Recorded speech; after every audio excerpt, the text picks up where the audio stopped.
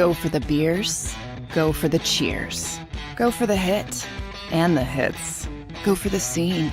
Go for the screens. Go for the gallery. Go for the win. Go to Ocean. Post-game show with Seth Joyner. I knew that they had a running game. Derek Gunn. He has put in the effort. Devin Caney. Had we not won the Super Bowl, what would we be saying? And Mike Missinelli. Well, you know who Philly is. Post-game, now streaming on the 6ABC family of apps.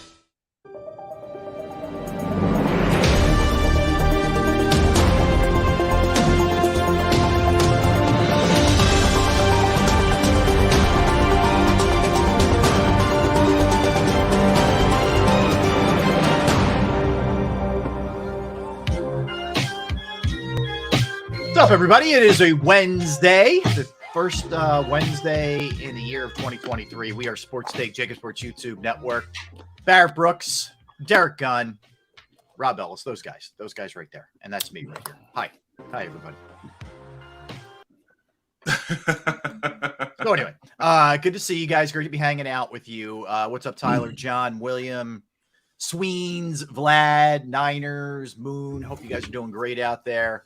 Hanging out with us, checking in from all over the globe, and we do appreciate you hanging out with us. We definitely do, baby.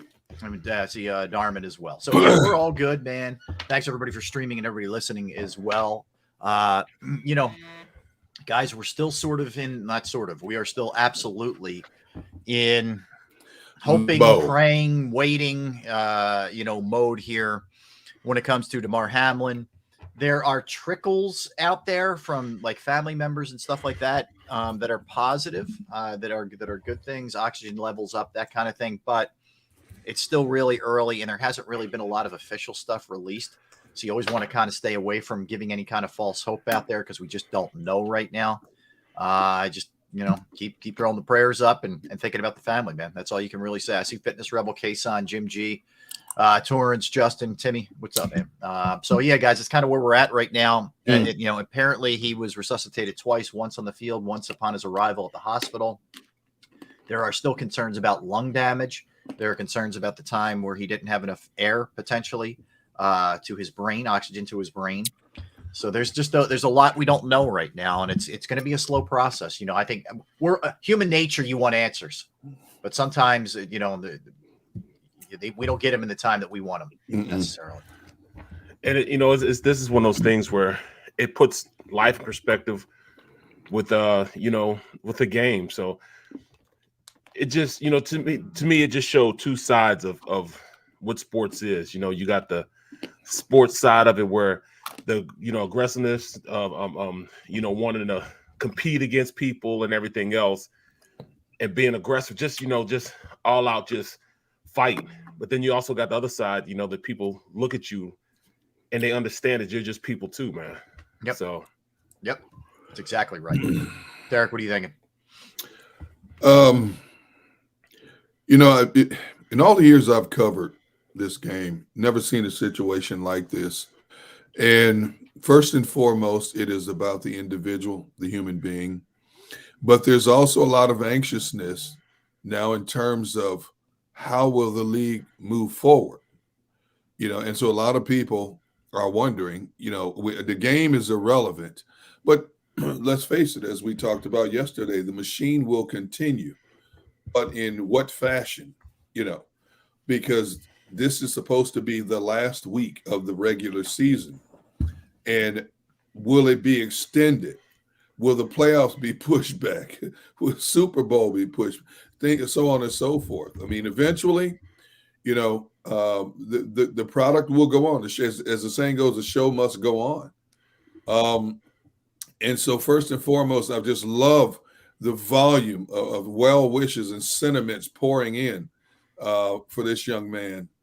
But there's another aspect to it, and we're already starting to see it with like pro football talk and other entities like that in terms of suggestions on how to move forward and to make it fair, if possible, for everyone. So I give the NFL a lot of credit. They're being as respectful as possible. Yeah. We saw a number of teams cancel their coordinator availabilities yesterday in respect to this young man. the league has basically been silent in a lot of ways, trying to give this young man the proper respect and encouragement and love and so on and so forth. But, there's that other aspect, as I said, that people want to know what's going to happen moving forward. Yeah, and it's you're right, and that's kind of where we're at. And by the way, let me make sure I'm giving everybody love so people's feelings don't get hurt. Hi, South Jersey D. Hi, William. Hi, Jim. Hi, Ball. Hi, JK. Well, how about AKB. Hi, Case Eagles and fan. Wells? Case and Yes. Wells is from the crib. Yeah, From the STL. I'm from Kinlock, baby. and if I didn't acknowledge you, it just means I'm trying to get the conversation going, and more Right. people are popping Oh up. man, Rob, the Friday you took off that I hosted the show, Yeah. I forgot to mention a few names, and Fitness Rebel called me out. Oh, A few people called me out. I had to go back. I wouldn't mess with Fitness Rebel, man. Right. I had to go back a segment, I hear you. a segment or two later, and acknowledge I know. a few people that I missed. I'm No, sorry. We got day ones here, Okay. man. We love y'all. Trust We love you. y'all. Trust We me. love you, Much day one. love to everybody involved. That's right. That's We right. do. Sincerely. But you're right. And here's the great part of the and we'll get into logistics and what may end up happening in a second here. But here's what's really cool. And we mentioned this yesterday with DeMar Hamlin's toy drive that he's put together. They're now over $6 million. Yep. Okay. And this is like, it's fluid. By the end of the show, it's going to be probably a lot more. His goal was 2,500 on GoFundMe. Okay. And it's over 6 million right now. His jersey is the #1 seller. So, I mean, this has been, again, out of tragedy, you find some heartwarming things with the way that I mean, universally, everybody's responded to this. It's pretty amazing. The support that this young man's gotten, man. So that's a nice thing out of what was a really difficult situation. That's for sure. So, yeah, but there is the reality, and it's not, I don't think, an insensitive thing to kind of look at how does the league go about this? Because, I mean, frankly, teams are back practicing today, and they have to. And I can only imagine how difficult it is for the Bengals and the Bills to, kind of go like status quo. All right, we're in practice today. It's got to be unbelievably brutal, but they have to. I mean, the reality, it's like any other business. When you lose somebody, they have to continue on, and they are continuing on. But guys, honestly, as we sit here right now, let me first off say, I think the NFL's in a really difficult damned if you do, damned if you do spot. Absolutely. Like, no matter what they do, someone is going to get shortchanged, and people are going to be unhappy about it. But there's a lot of different ways that they could go. They could go, they're never playing this game. There's just too much there, too much baggage, too many just mental wounds to play it, which you understood, right? You could have those guys go back out on that same field and do battle. That's not an easy thing. So if they don't, I guess you just eliminate the game. You could go win percentage, which would hurt, Buffalo. You could go, this game's a tie. You could That's what I would do. That would be what I would do, man. Yeah. I mean, and that's possible, Barrett, for sure. I mean, you could always push everything back, play this lone game on the would normally be the wild card week, and then everything gets pushed back and there's no bye between the championship games and the Super Bowl. That's possible. There's a lot of ways you could go with this. You could do a coin flip between the NFC and the AFC for the Super Bowl as the, who is considered the home team. Not that that's a big deal because it's a neutral site, but what you could do is the same thing with an AFC championship game. If it comes down to Kansas City and say Buffalo, if you think Buffalo, got the short end of the stick on this, it's going to be very interesting to see what the NFL does here. And I think it's a hard decision where there really isn't a fully winning outcome. Someone's going to get a little short shrifted. Well, not only that, but you think about it, these two teams are expected to play this Sunday. There's a possibility. I mean, what do you do? If Buffalo's not emotionally ready to get on the field Sunday, that's two games that they have to consider taking into the equation in terms of how they drop seedings and things like that. And teams like Kansas City, and they're gonna say, hold up, wait a minute here. We understand that the severity of the situation, but who knows what they're talking about behind closed doors, because I'm sure the league is also incorporating the teams that it affects the most. And not just Buffalo and Cincinnati, but Kansas City, you need to get their input. How do you feel about this scenario? Other teams, Baltimore, how do you feel about this scenario as well? Like I said, this is uncharted territory. You can prepare for so many things, but this is one of those things you never really prepare for because it's unprecedented, at least since the early 70s. Yeah. I like you said off the top, I would not want to be one of the people behind closed doors that have to make these decisions, because no matter what decisions is arrived at, you're going to have a good faction of people that's going to put them on blast for it. Instead of looking the other way and just using a sensitive element to the equation, I'm talking about people on the outside looking in. You're going to have those who are going to spit venom no matter what. Yeah, I think JK makes an interesting point. How crazy is it that the Chiefs will probably be the team that benefits out of this, and yet both of those teams beat the Chiefs? That's a good point. Meaning Valid the Bills point. and the Bengals. Yeah, yeah. I mean, that's what I mean by this. Like, it's not going to be necessarily fair. Life's not fair. I think we all know that at this point. So the other thing I heard floated yesterday, which there's no way the NFL would do this. There would be a scenario where basically the Bills would have to play like 3 games in 9 days. Oh, heck no. They're not doing that. First of all, these guys would be destroyed body-wise. Yes. You're not doing that. So that you can forget that. I heard that floated a couple times yesterday. I just don't see that happening. Yeah, the body is not meant to do that, man. No. You can't play. I mean, it's hard enough playing a Sunday Once game, a week. a Sunday game, and then playing on a Thursday night game. Yes. That's hard enough, man. But to do that, that's a lot, bro. That's a lot. It is. And I also, guys, big picture, like long term, not even just this week. I wonder how the Bills and the Bengals are able to just kind of move on here.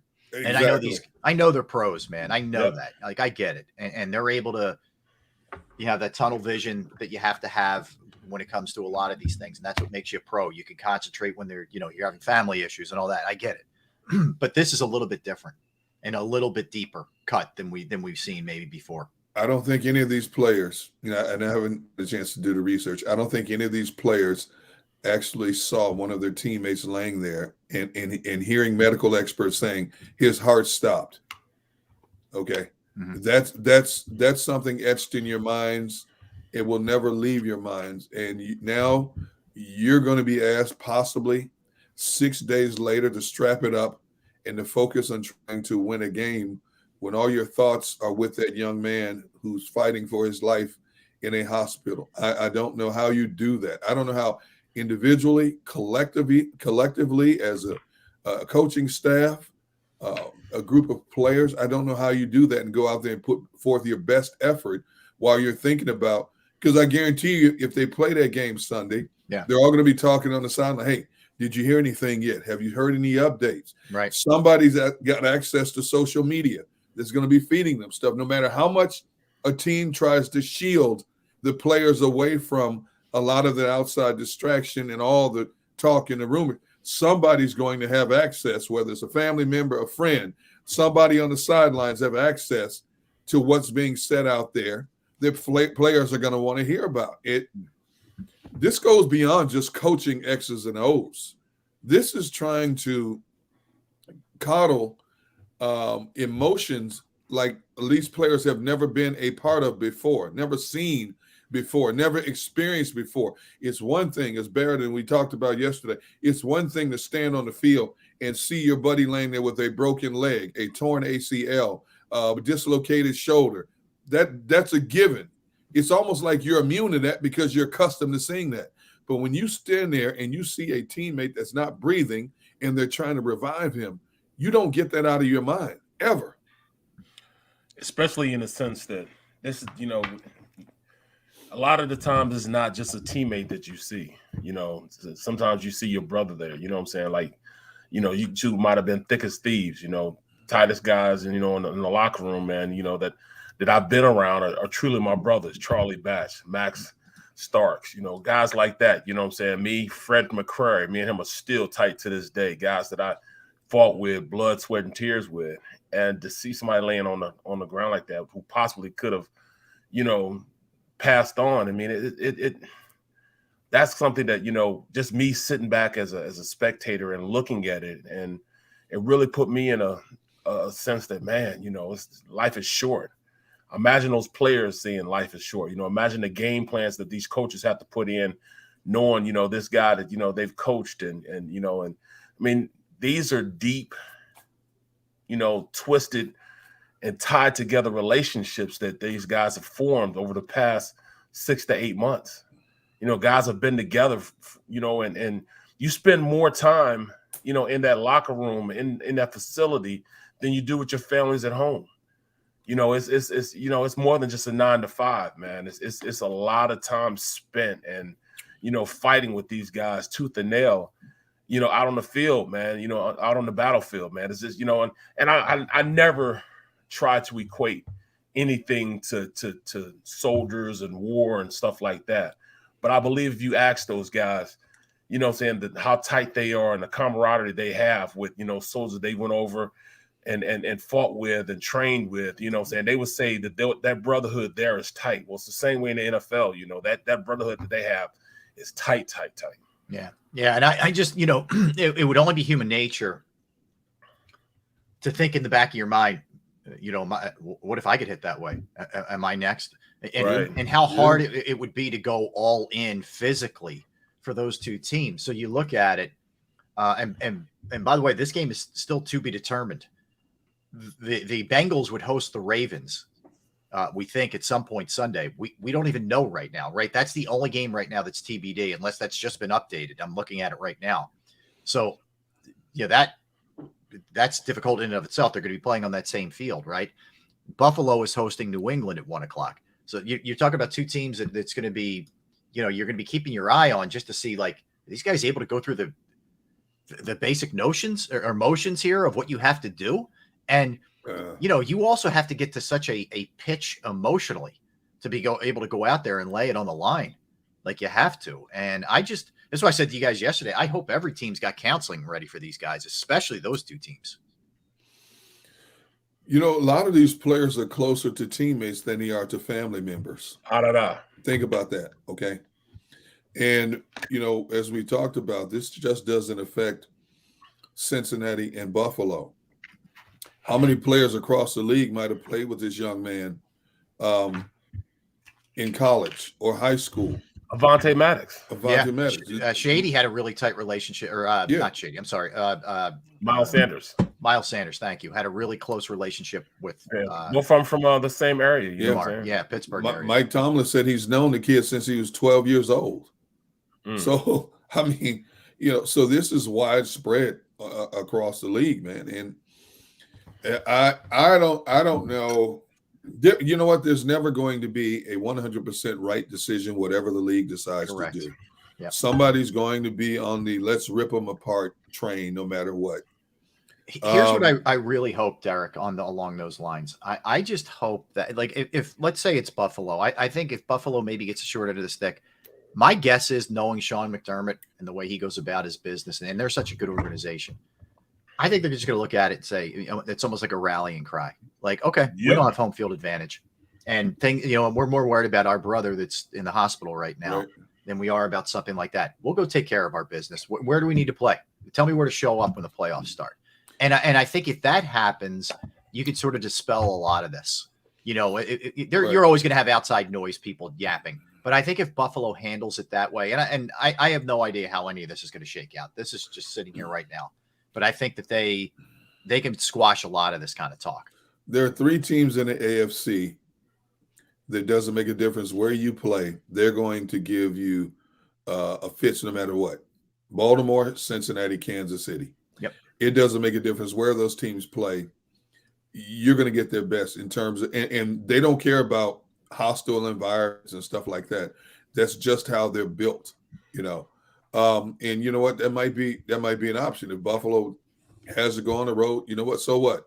Rally the troops. You know what? We know what we're capable of doing. We've done it before many times. Yeah. Cincinnati, same way. Kansas City, same way. Here it is Wednesday, and we're still in the dark, and we're still talking about what's going to happen because basically the league I'm sure the league doesn't know. I mean, I bet you they're constantly on the phone with the NFLPA, with the teams that it directly affects, league officials, referees. I mean, because think about it, they still have to coordinate officiating crews for games that are in the dark right now. Okay, where are we sending them? What are we going to do here? You know, this is all encompassed in terms of how it affects not just two teams, but a lot of different entities that have to arrive at this definitive decision. Yeah, I also think you have to be sensitive to the situation right now. I think the league is smart holding off because, and I'm not trying to be cruel. We don't even know if he's going to survive. Like, you don't want to be sitting there laying out, plans, contingency Absolutely. plans. You have to be sensitive to what's happening with him and his family. So absolutely, they're doing the right thing here, not hurrying to any of these kind of conclusions or decisions. I don't know, man. It's so hard for me to really put myself in those players' shoes right now. When you're not just talking about, all right, a torn Achilles, a torn knee. He's in an induced coma right now.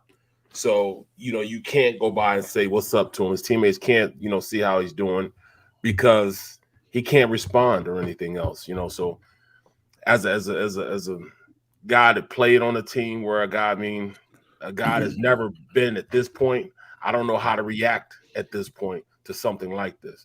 Yeah. I mean, how to, the NFL, they're just damned if you do, damned if you don't. That's right. They're in a no-win situation. And I think, other teams will be sensitive to this and understanding of this. And, you still know you got to go to war. You're right. This might be a rallying cry. That's a team that, I don't want to play right now. Right. Because, it's more than win one for the Gipper. You know what I'm saying? I just remember, and I'm going way back, so I know there's people who don't remember this when it happened, but I think it was 1990 when Hank Gathers, right, unfortunately passed away on the court. It was awful, right? It was awful. But his LMU Loyola Marymount teammates, including Bo Kimball, who was his best friend. I mean, these two guys were literally Philly's own, right? They're both North Philly kids. Dobbins Tech. Went to USC together, transferred from USC together to Loyola Marymount. These two were best friends. So, that team had to play after Hank passed. They had to play in the NCAA tournament, and they went on a run, and it was unbelievable. And in fact, Bo shot his first free throw every game left-handed for Hank. That's right. And went, just went off, scoring like 30, 40 a game, just carrying them. And they had a nice run, man. And you see something like that, and you think, how is the human spirit able to do something like that? Right, But it's an incredible thing. So I don't put anything past the human spirit. I'm just saying this has got to be hard on these dudes. See, I'm inclined to agree with what JB is saying here. I bet the league already knows what they're going to do, but out of respect, they're not saying right now. Yeah, I bet teams involved have already been informed. I guarantee you the discussions are ongoing, and I think they probably have arrived at a means. But they're not going to say right now out of respect for this young man. I think it's fair. That's a good point by JB. Yeah, I agree. I agree. The one thing, think about, what they had to go through at 9/11, go through the pandemic, how they handled that situation, Yep. I'll give you another one, Derek. They to this day, until he passed away, Pete Rozelle, we're going way back to 1963 when Kennedy got shot. Yep. He says he regretted the way the league handled it. Yep, they played that Sunday. Yes, they did. The week that the president got assassinated. And he said, if I could do it over again, we wouldn't have played that week. So, there's no easy solutions here. Okay. Well, what about the home plate umpire years ago? Remember the umpire that collapsed during the game? Yes. Collapsed on the field and died. I can't think of his name, but he was a very prominent umpire in Major League Baseball, and people saw that on TV. I cannot think of his name. John McSherry. McSherry. There you go. Yep. It was 1996.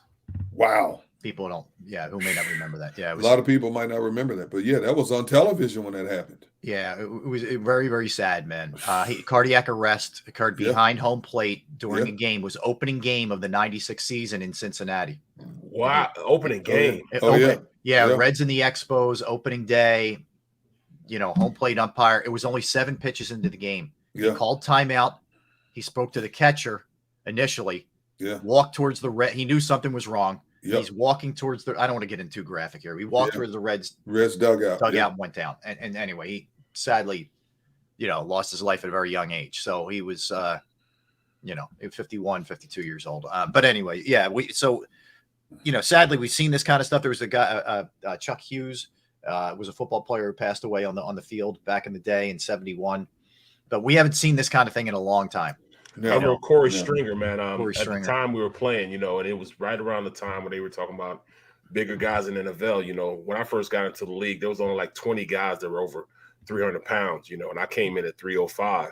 Right. And I was one of 20 guys they said, that were going into the NFL at that time that big. And, it's that transition into going with the bigger offensive lines. Usually everybody had those small lines like the 49ers lines and the lines like the Broncos used to have, these cut and pull guys and all that stuff.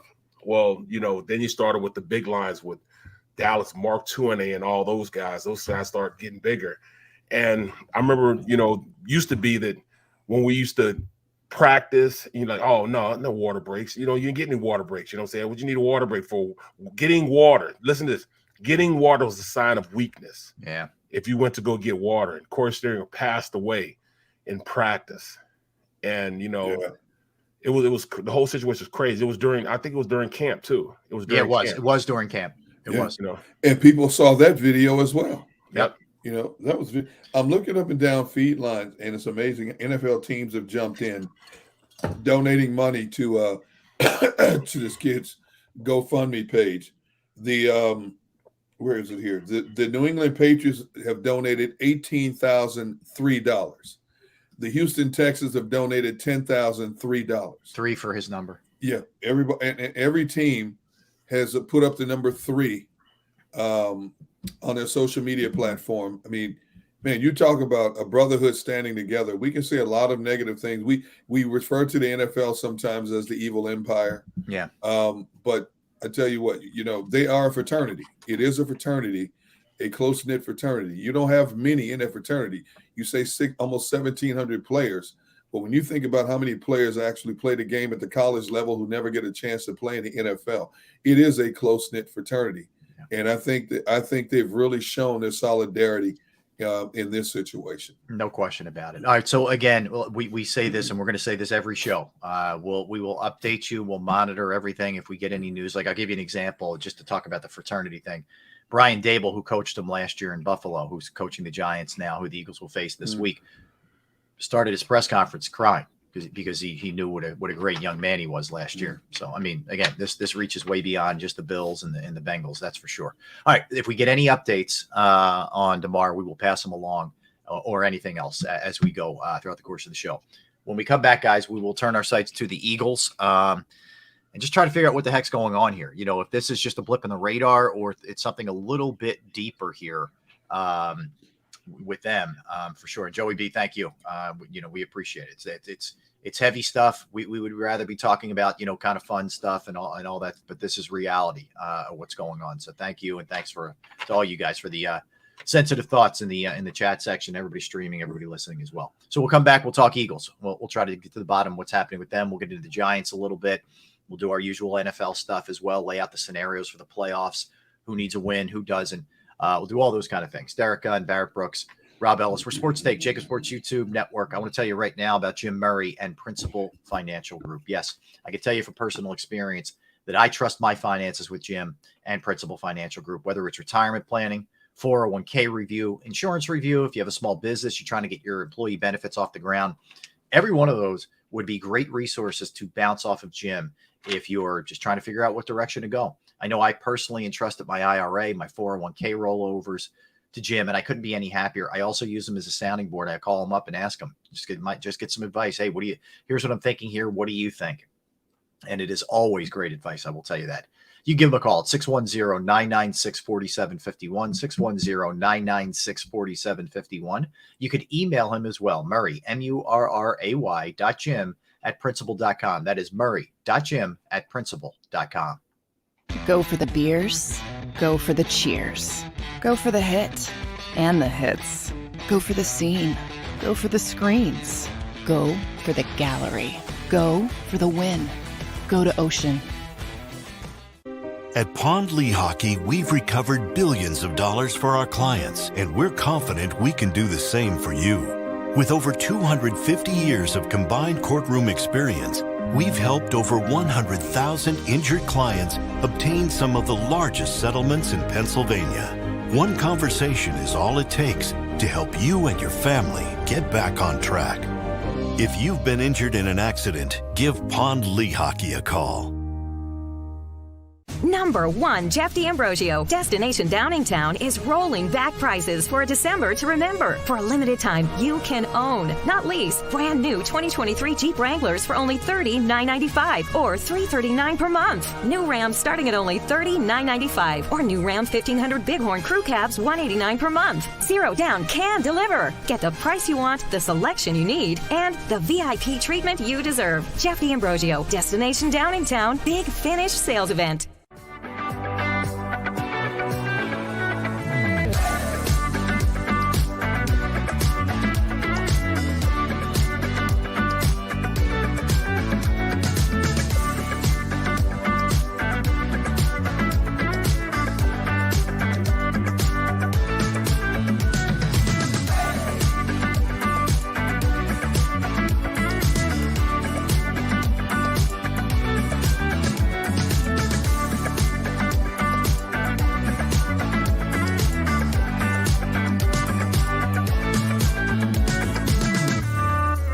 We all know that taxes are just part of life. It's true during our working years, but also in retirement. But what you might not know is up to 85% of your Social Security benefits might be taxed. Our team at Thrive Financial has helped retire thousands of people across the Delaware Valley by asking questions they never knew they needed to ask, including how their Social Security benefits might be taxed. It's time to be proactive on taxes. Get your Thrive Retirement Tax Playbook today.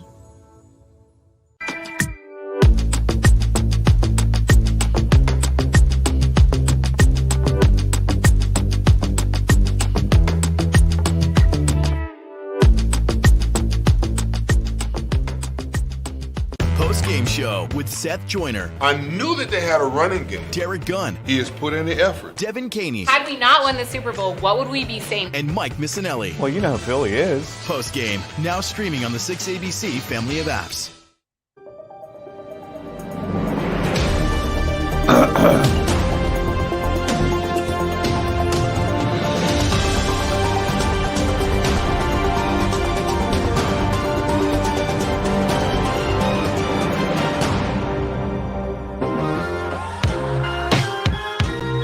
We're back. What's up? Happy Wednesday, everybody. We are Sports Take, JAKIB Sports YouTube Network. Tell a friend, smash the like button, please. Derek Gunn, Barrett Brooks, Rob Ellis hanging out with you. All right, guys, let's transition into the Eagles here. I'll start with Brian Dable, who spoke or just meeting with reporters in North Jersey regarding him playing his starters in this game.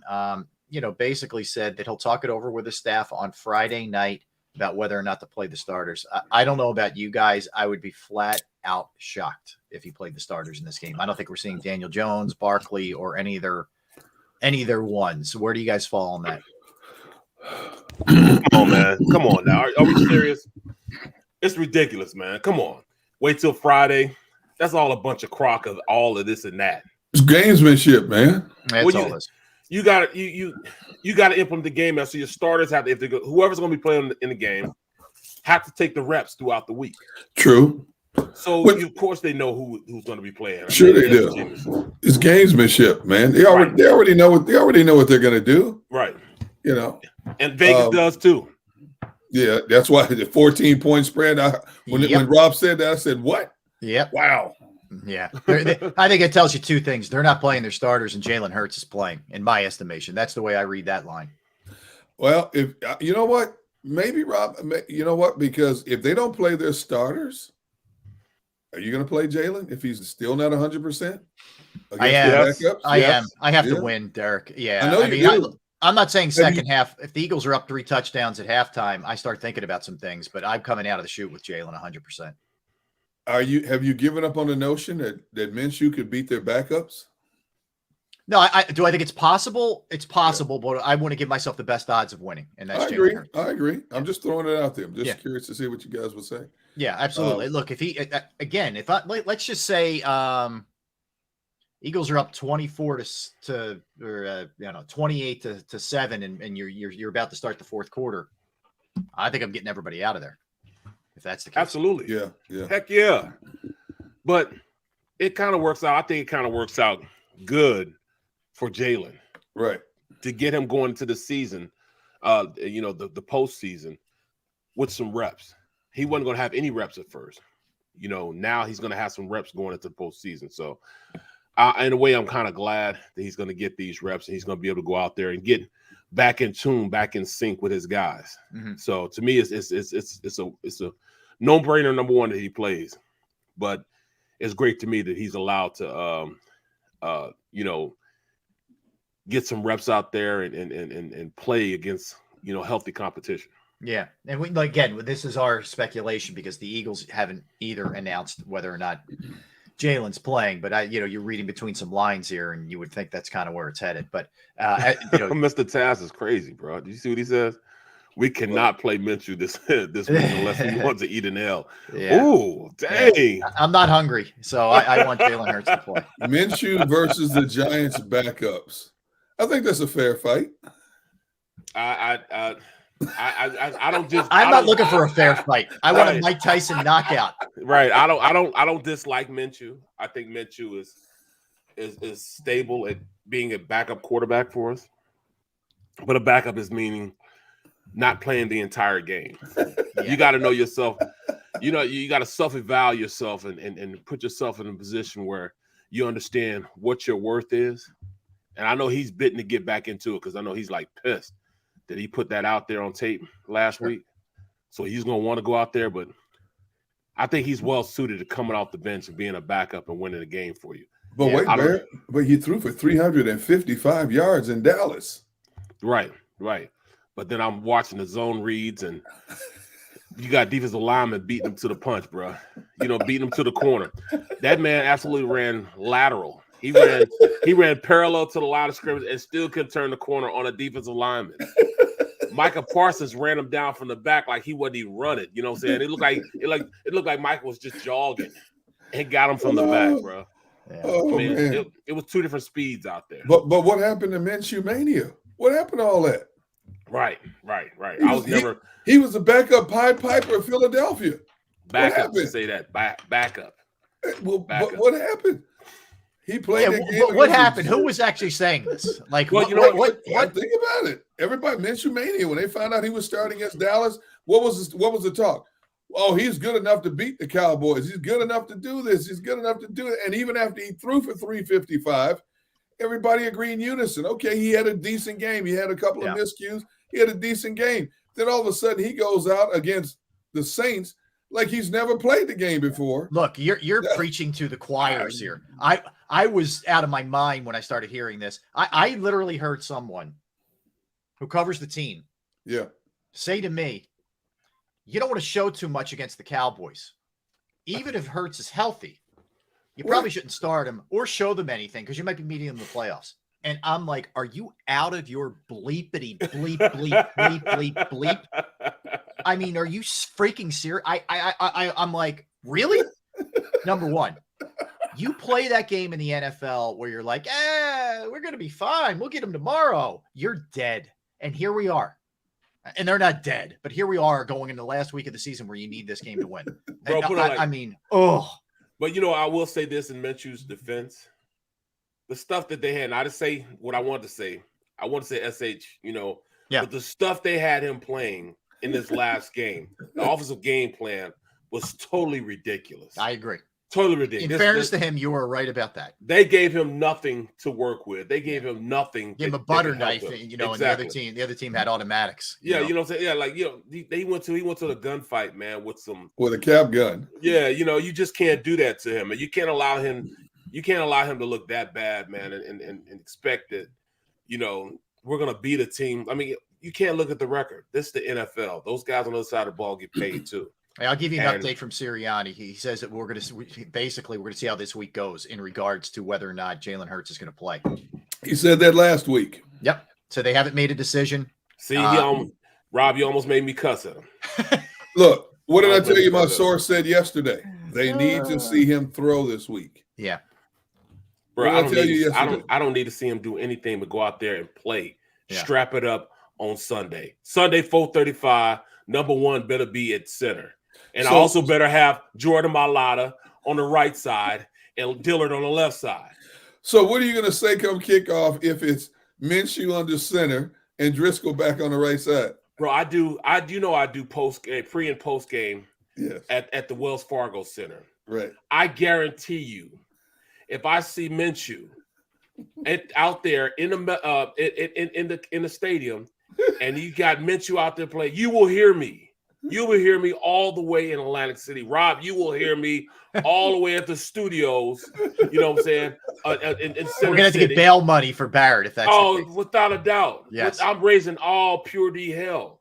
Because there's no way on God's green earth that this kid should not go out there and play. Not just number one, because we need the game to lock it up. But number two, because he needs reps. He hasn't played the last 2 weeks.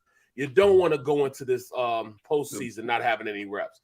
Especially when those guys, right now it's up in the air with the AFC. It's up in the air as far as who's going to be what and what's going to be where. I want us to be going into this playoffs like a finely tuned instrument, ready to play. I told you, my contact said they need to see him throw. That's a red flag for me because normally when I ask certain people certain questions, they give me definitive answers right away. The answer I got was, we still need to see him throw. I don't. Well, how do you know? You're not there, Coach? You're not there? All right. How do you know? Then don't throw anything. Run the read option.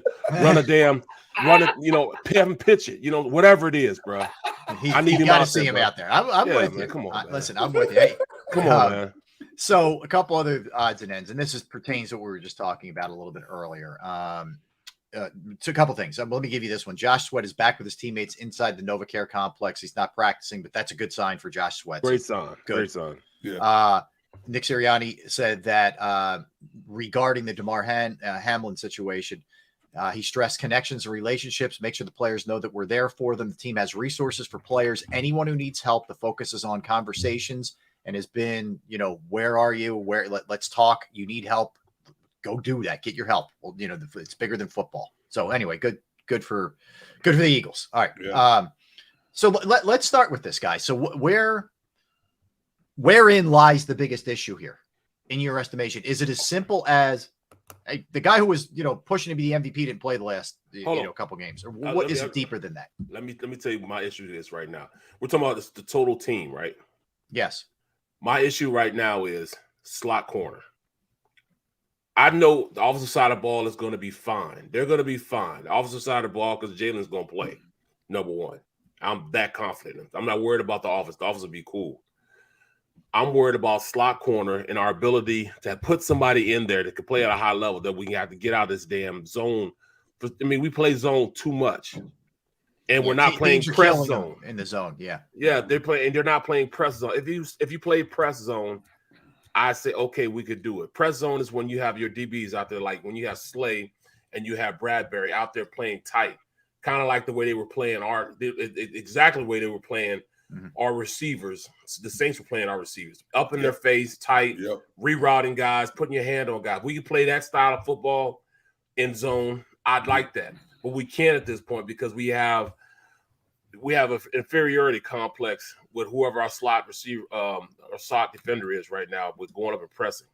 They don't want Josiah Scott doing that. So if we don't want Josiah Scott doing that, we need to get Josiah Scott out of there.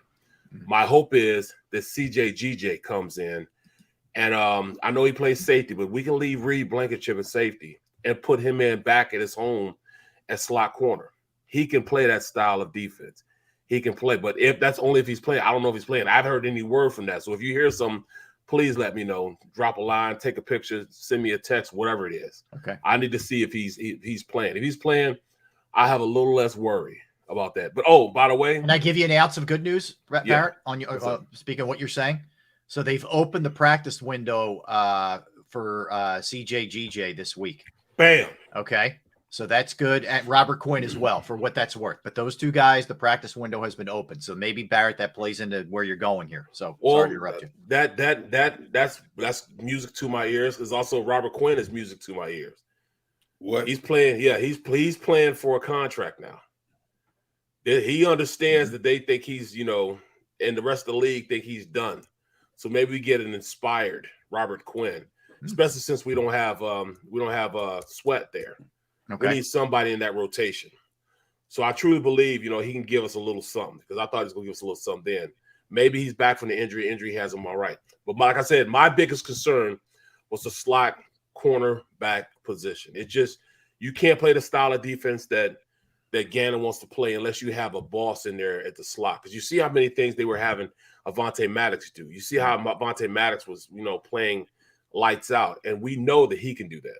We know that CJ can do that. Look, great point. Hey, the other thing is, so basically the way that Nick, and I'm sorry, I'm just getting these sort of the real time, what's coming back here, said that Jalen Hurts will participate in the walkthrough today. It's just a team walkthrough, but he'll participate in it today. Tomorrow is a real practice, whatever you want to call it. That's when they're going to have a better handle on whether or not he's going to be able to go, because they're going to open things up a little bit more, with the activities that he's going to be doing in terms of throwing and whatnot. And folks, when they say a walkthrough, it's not really a walkthrough. It's a sprint through. It's they're going full speed. They just don't have any pads on. They don't have a helmet on, but they're going full speed. So full speed reps. It's not a walk. Everybody's thinking, oh, they're doing walk. It's actually full speed reps. They just don't have the equipment on. They might even have helmets on. They just don't, they're just not going out there and really playing at that high of a level. They're not hitting each other, driving each other to the ground. They're not finishing plays. But it's definitely a very, very, very intense workout. All right, so you would pull the trigger on the moves here with CJ GJ into the slot. That's would you do that, Barrett? Is that where you would go with this? All hands on deck. Okay. It's time to fight, man. It's time to go out there and play. He's got to be out there. Got to be out there. Okay. All right. He didn't have any updates on Maddox. So he said, we don't know when we're going to get him back. We hope we get him back this year, is all he said. I don't expect that one. That's not good. That one's not good. So that's kind of where things are. And again, Sweat's in the building. He said Sweat's already bugging him to play. So Sweat's in good spirits. So that's a good thing too. That makes me feel real good about his return for the playoffs. But we'll see. So there's a little bit of good news on the injury front. Not bad. Coming out of today. Could have been worse. Any positive news is good news. Yeah. When you consider the magnitude of what's to come, whether the Giants are playing their frontliners or their backups, you need any and everybody you can get, because no matter who steps on the field for the Giants, they're going to go out there and fight. It's not just going to be a walkthrough for them. They're going to go out there and fight, because Dabo still has a number of players they need to get some reps for in case they're called upon in the playoffs. Now, obviously, you're not playing Daniel Jones and these guys, but still, it's a division game. They're gonna put up a fight. D-Gun. I don't care if they put Sister Teresa out there. I know. I don't care. I don't care if they put my aunt and my uncle out there. Yeah. The Eagles better play their frontliners. They better. I'm sure they will. After what happened the last 2 weeks, I'm sure they will. But who among the frontliners are available? We won't know that until like Friday. Bro, they could put my youngest son out there. He better be rushing the passes against Jordan Mailata trying to get to Jalen Hurts. Put it that. I'm just telling you. I reserve the right to hold certain opinions until I hear what's coming out of Friday's practice. Well, let's go there for a minute. Let's go offensive line. You got to win this game, Barrett. Are you going down the same road they went down last week with Driscoll? No. Did you just see what happened? unless we want some snow angels on that turf out there, we better make sure we move him over. And that's why do I feel like I'm just lobbing up and Zion's coming in and throwing it down after I do that? Bro, he needs to be there, because at this point we don't know about Lane Johnson. So you got to put your best out there. Yeah.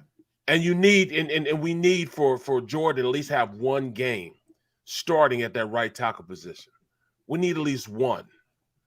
So, I mean, they saw it. I mean, it's not just me. When I was sitting here telling you guys all last week, hey, man, we have got to put Jordan Mailata on the other side. I know everybody likes, that, he's been, that Driscoll's been to the school at what's it called? Stoutland University. Stoutland University. Yeah, everybody know he's went to Stoutland University. Well, he didn't get his certificate. He didn't get his diploma yet. Some just don't graduate. Right. So, he needs to go back in. Shy. He's in summer school right now. You know what I'm saying? Winter intercession. Yeah. He needs to take more classes because he just doesn't have enough to start an entire game, play an entire game. You got to change up too much. You got to change the offense up too much to do that. That's why when you saw the way the offense was run, they were running it like Lane Johnson was there. This offense depends on your tackles being studs.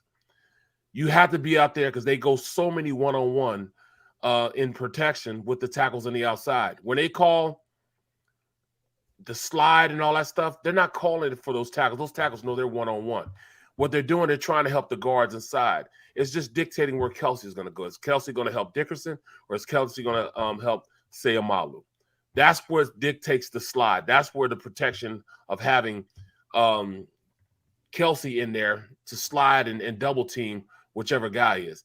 They're not trying to have protection for those two guys on the outside. They've become spoiled because they have a 4-time Pro Bowler in Lane Johnson on one side and an alternate Pro Bowler on the left side. When you have guys like that can go one-on-one, or you have to worry about them, it's just like having two corners, like the corners we have. Just leave them out there on the island, let them play man-to-man, don't worry about the rest. Well, that's the way it is on the offensive line. All right, Lane, you have a good day. We'll talk to you after the game. That's essentially what they were doing. I ain't worried about Lane. I'm not sending protection his way. You too, Jordan.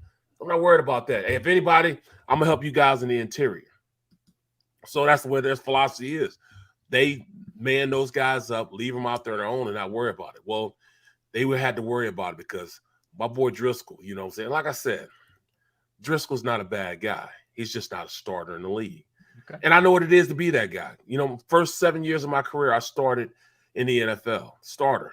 And all of a sudden after that, I was labeled a backup. So from that point on, I was a backup. Even though I had the capability to start, and when they did start me, I played at a high level. Right. It still didn't change the fact that they weren't going to start me continually. Okay. You know what I'm saying? Yeah. I was a plug-and-play guy. I come out there, and if they needed me, I could do it. But it's a lot different from being out there every play, and you're going against the likes of Thibodeau.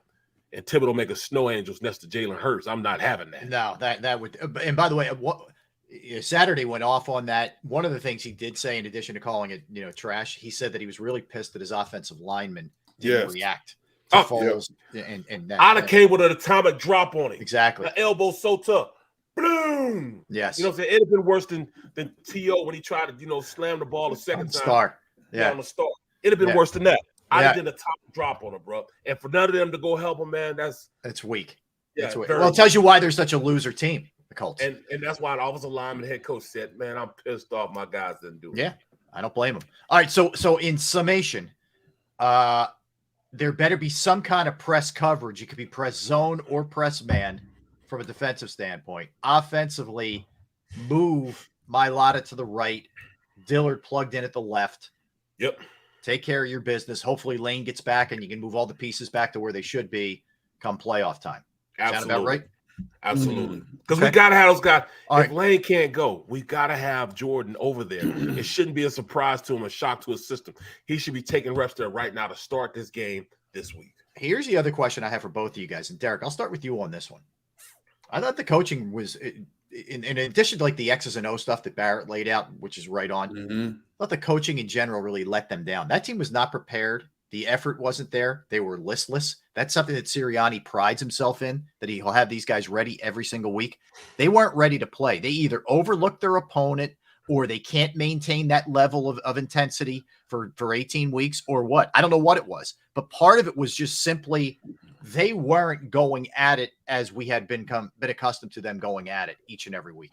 Well, even when they've come out sluggish, all of a sudden a light switch goes on by the second quarter and they assert themselves. And once we saw that Cameron Jordan flip from the left side to the right side over Driscoll. I'm waiting for them to counter with something else, and they never did. I don't know what they were thinking. I don't know what they spent that entire week doing in terms of preparing for the Saints team. I said 2 days in a row, if I'm sitting here saying it, how did the coaching staff not know this? Do not overlook this Saints defense. And lo and behold, they played right into the Saints defense's hands. And I'm waiting I'm still waiting every series. Okay, let me see what the adjustment is. There was no adjustment. I don't understand what they were doing. We've applauded this coaching staff so many times this year for being able to adjust on the fly and flip the script. You want to take away one thing, we'll tear you up with something else. You want to take away that, we'll tear you up with something else. They just kept going with the same motions the entire game. And I don't understand it, considering coming off that Dallas game, how they fought tooth and nail and adjusted and made that a competitive game. And this was a competitive game, but at a different level, because you put up 10 points against the Saints. Right. And that's my problem. Where are the adjustments? You're watching a quarterback who isn't playing well, who's holding the ball too long, who clearly is not having his A game. And his A game is not what you would expect out of Jalen Hurts, because he's not as good, but he just wasn't playing well.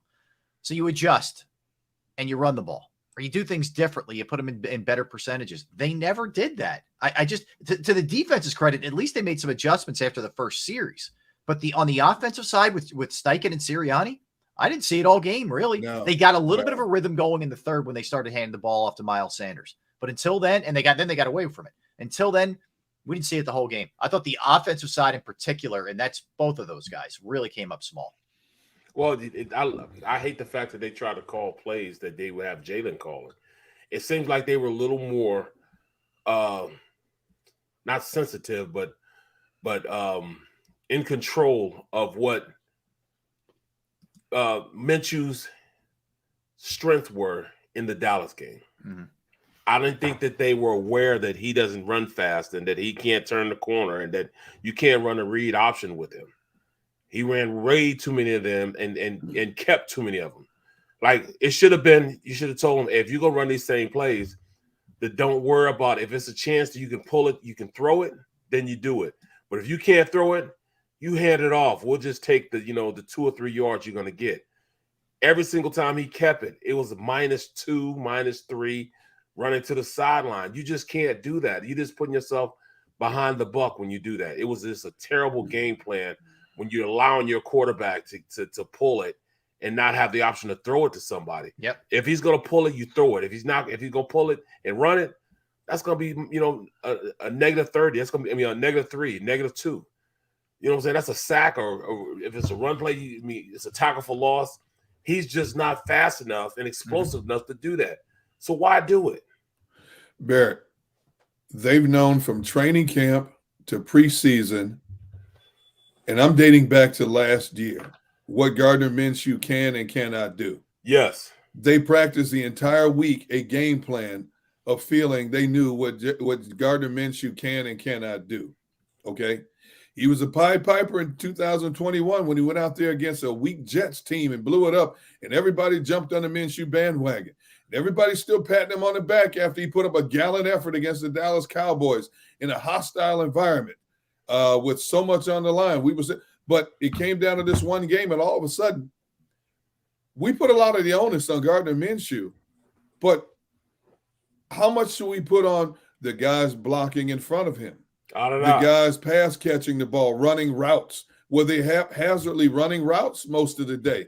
I mean, Gardner Minshew deserves X amount of the credit, but to make certain plays go, you got to have that machine in front of him moving. Yeah. They played nothing like the offensive line that we've watched them play all season long.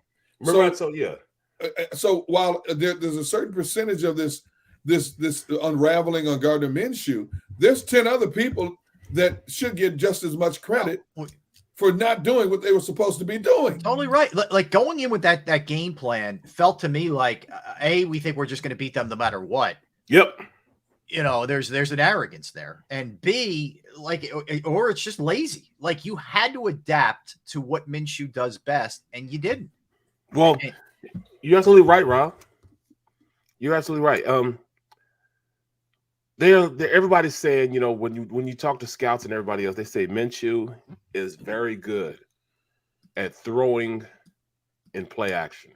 He's one of the best play action quarterbacks that you can use. So in order to run play action, you got to run the ball.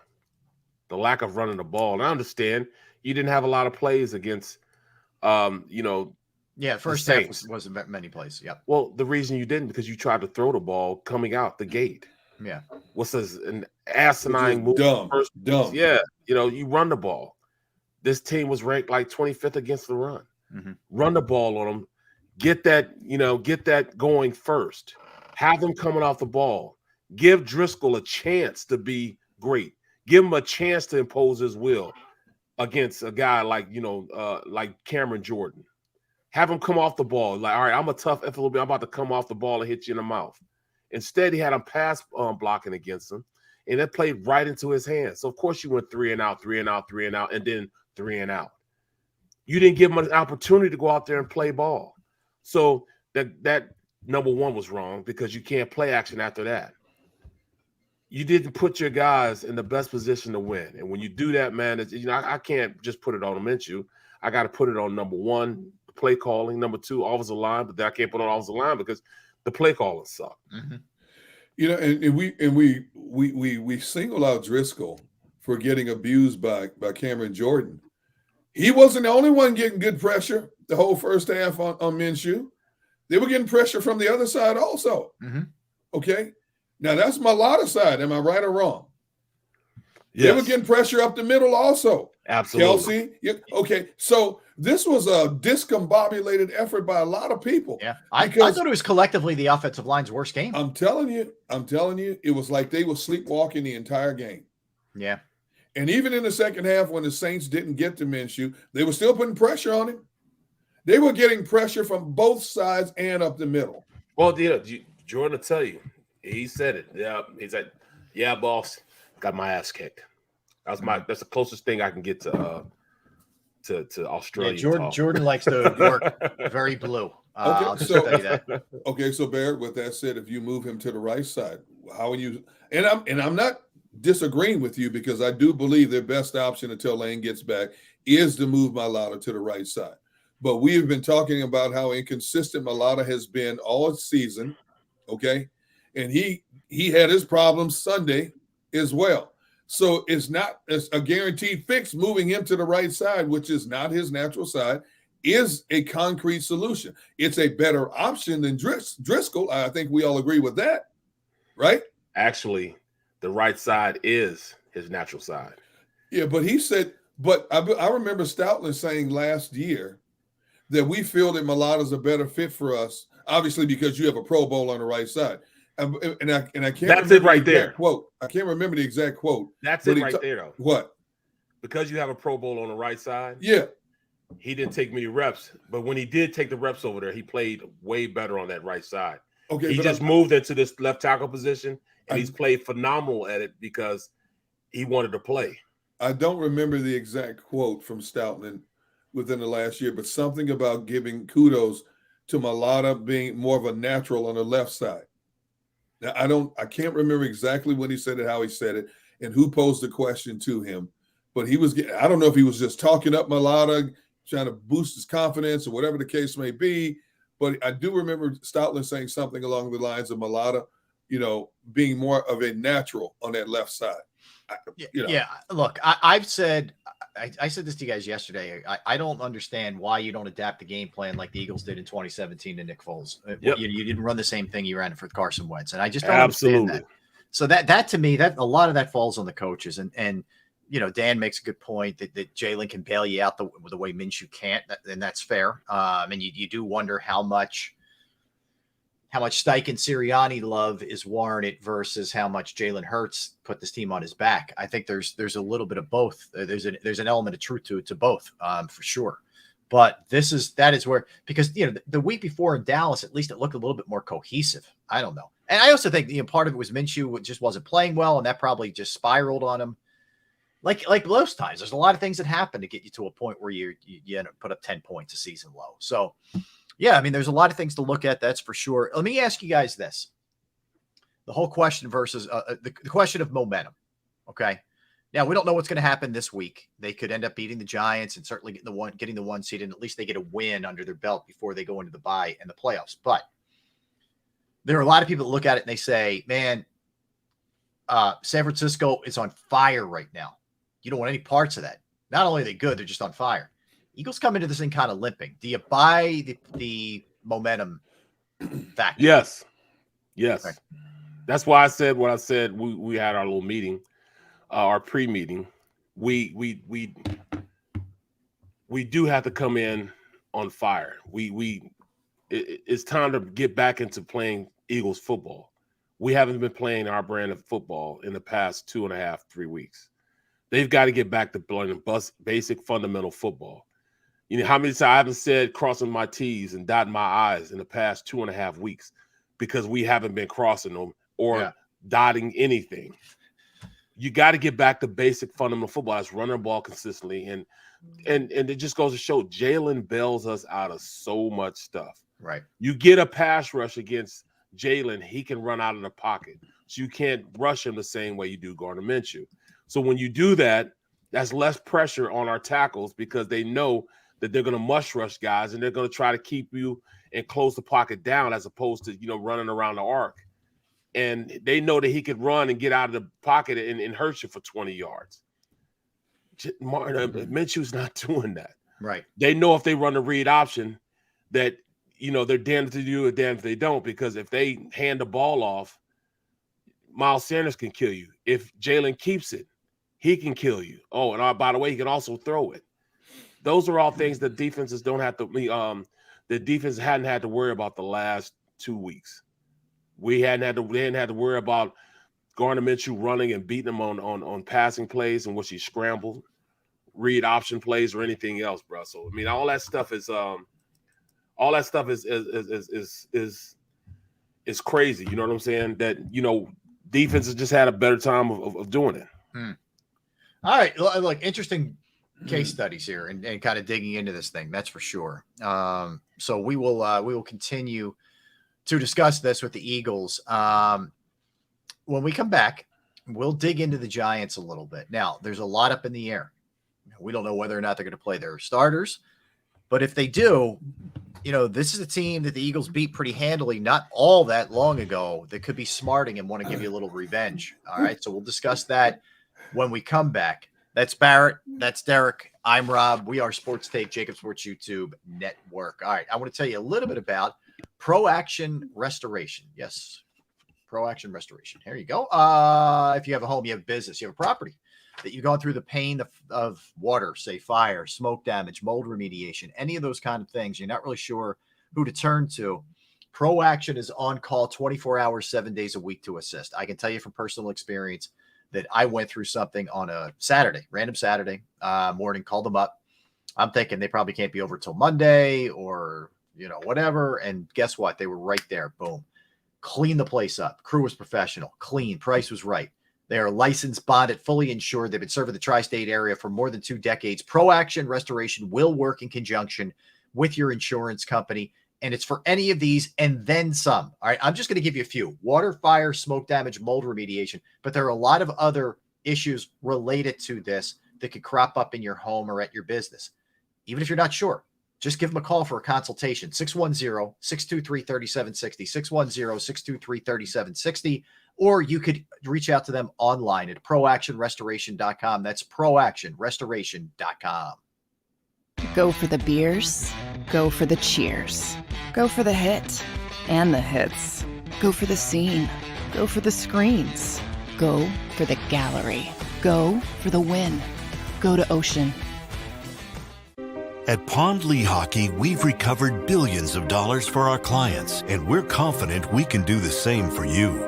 With over 250 years of combined courtroom experience, we've helped over 100,000 injured clients obtain some of the largest settlements in Pennsylvania. One conversation is all it takes to help you and your family get back on track.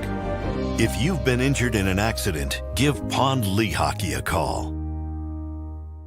Number 1, Jeff D'Ambrosio. Destination Downingtown is rolling back prices for a December to remember. For a limited time, you can own, not lease, brand new 2023 Jeep Wranglers for only $30,995 or $339 per month. New Rams starting at only $30,995 or new Ram 1500 Bighorn Crew Cabs $189 per month. Zero down can deliver. Get the price you want, the selection you need, and the VIP treatment you deserve. Jeff D'Ambrosio, Destination Downingtown, Big Finish Sales Event.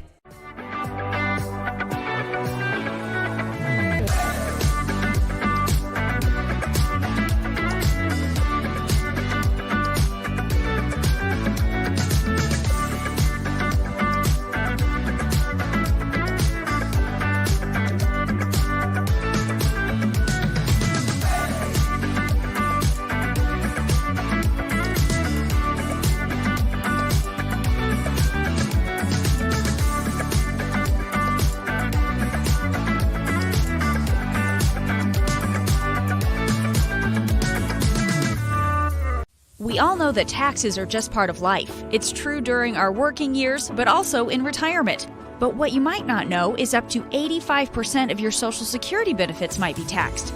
Our team at Thrive Financial has helped retire thousands of people across the Delaware Valley by asking questions they never knew they needed to ask, including how their Social Security benefits might be taxed.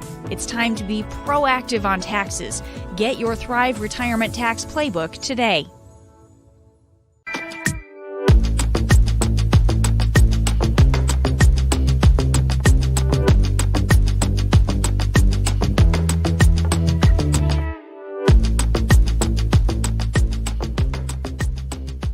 Game show with Seth Joyner. I knew that they had a running game. Derek Gunn. He has put in the effort. Devin Caney. Had we not won the Super Bowl, what would we be saying? And Mike Missinelli. Well, you know who Philly is. Post game, now streaming on the 6ABC family of apps.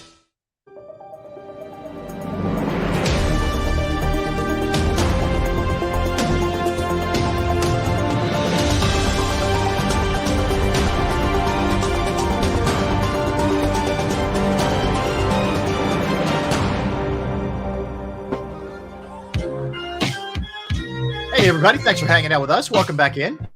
We're Sports Take, JAKIB Sports YouTube Network. Barrett, Derek, I am Rob, hanging out with you guys. Talking about the Eagles, what adjustments could be made, may be made, what they do, what the problems are, what is happening with this team, how much of this is attributable just simply to the fact that the quarterback has not been playing the last couple of weeks. Because really, if you look at it, the issues do date back to even the Bears game. And they more survived than really went out and won that game. I know you'll take it any way you can get it in the NFL, and it's a road game, and nothing's easy, mind you. But we know 25-20, that game was a bit of a struggle. It was a game that you look back at it and you say, maybe that was the precursor to some of the things that are happening now. But, you know, again, you could lay a lot of this on the fact that Hurts and Hurts and Lane Johnson and, you know, a lot of other key components of this defense aren't playing right now. So there's many different ways to view this, guys, you know, for sure. But they will get the Giants this week, and a Giants team that's 9-6-1 that locked up a playoff spot last week against the Colts. The question is, and Brian Dable wouldn't commit to anything. He said they'll revisit this with his coaches on Friday. He said that today. But will he play the starters? If you look at the numbers, there isn't really anything that's going to blow you away here, other than they run the ball very well. But they're 16th in points allowed. They're 28th against the run. They're 15th against the pass, defensively. Offensively, 17th in scoring, 4th running the ball, 26th passing the ball. Yeah, so you're saying, all right. Well, I mean, look, there's a tough element to this team. Brian Dable and the new coaching staff and the new front office have brought a different energy to this group. And what they've done is they've gotten Saquon Barkley back to being healthy, and they're feeding him. You know, 1,300 yards rushing, 10 rushing touchdowns, caught 57 passes for 338 yards. Daniel Jones kind of resurrected. Not telling you he's great, but, you know, 3,200 yards passing, 15 touchdowns, 5 picks, completing 67% of his passes, 92 passer rating, also has run for 708 yards. So this guy's almost got 4,000 total yards, and he scored 7 times. His passer rating's 13th. His QBR is 9th. His completion percentage is 8th. passing yards are 15th, for a guy that a lot of people had written off. This is a case where bringing in the right coach and the right people have raised the game of people who were already there. He got them. Those are huge numbers, man. People act like he's just a guy. Those are better than just a guy numbers. Right. You know what I'm saying? I know. Barrett, he has not played like just a guy this year. Right. Those are some really good numbers, which dictates why their record is what there is and they're in the playoffs.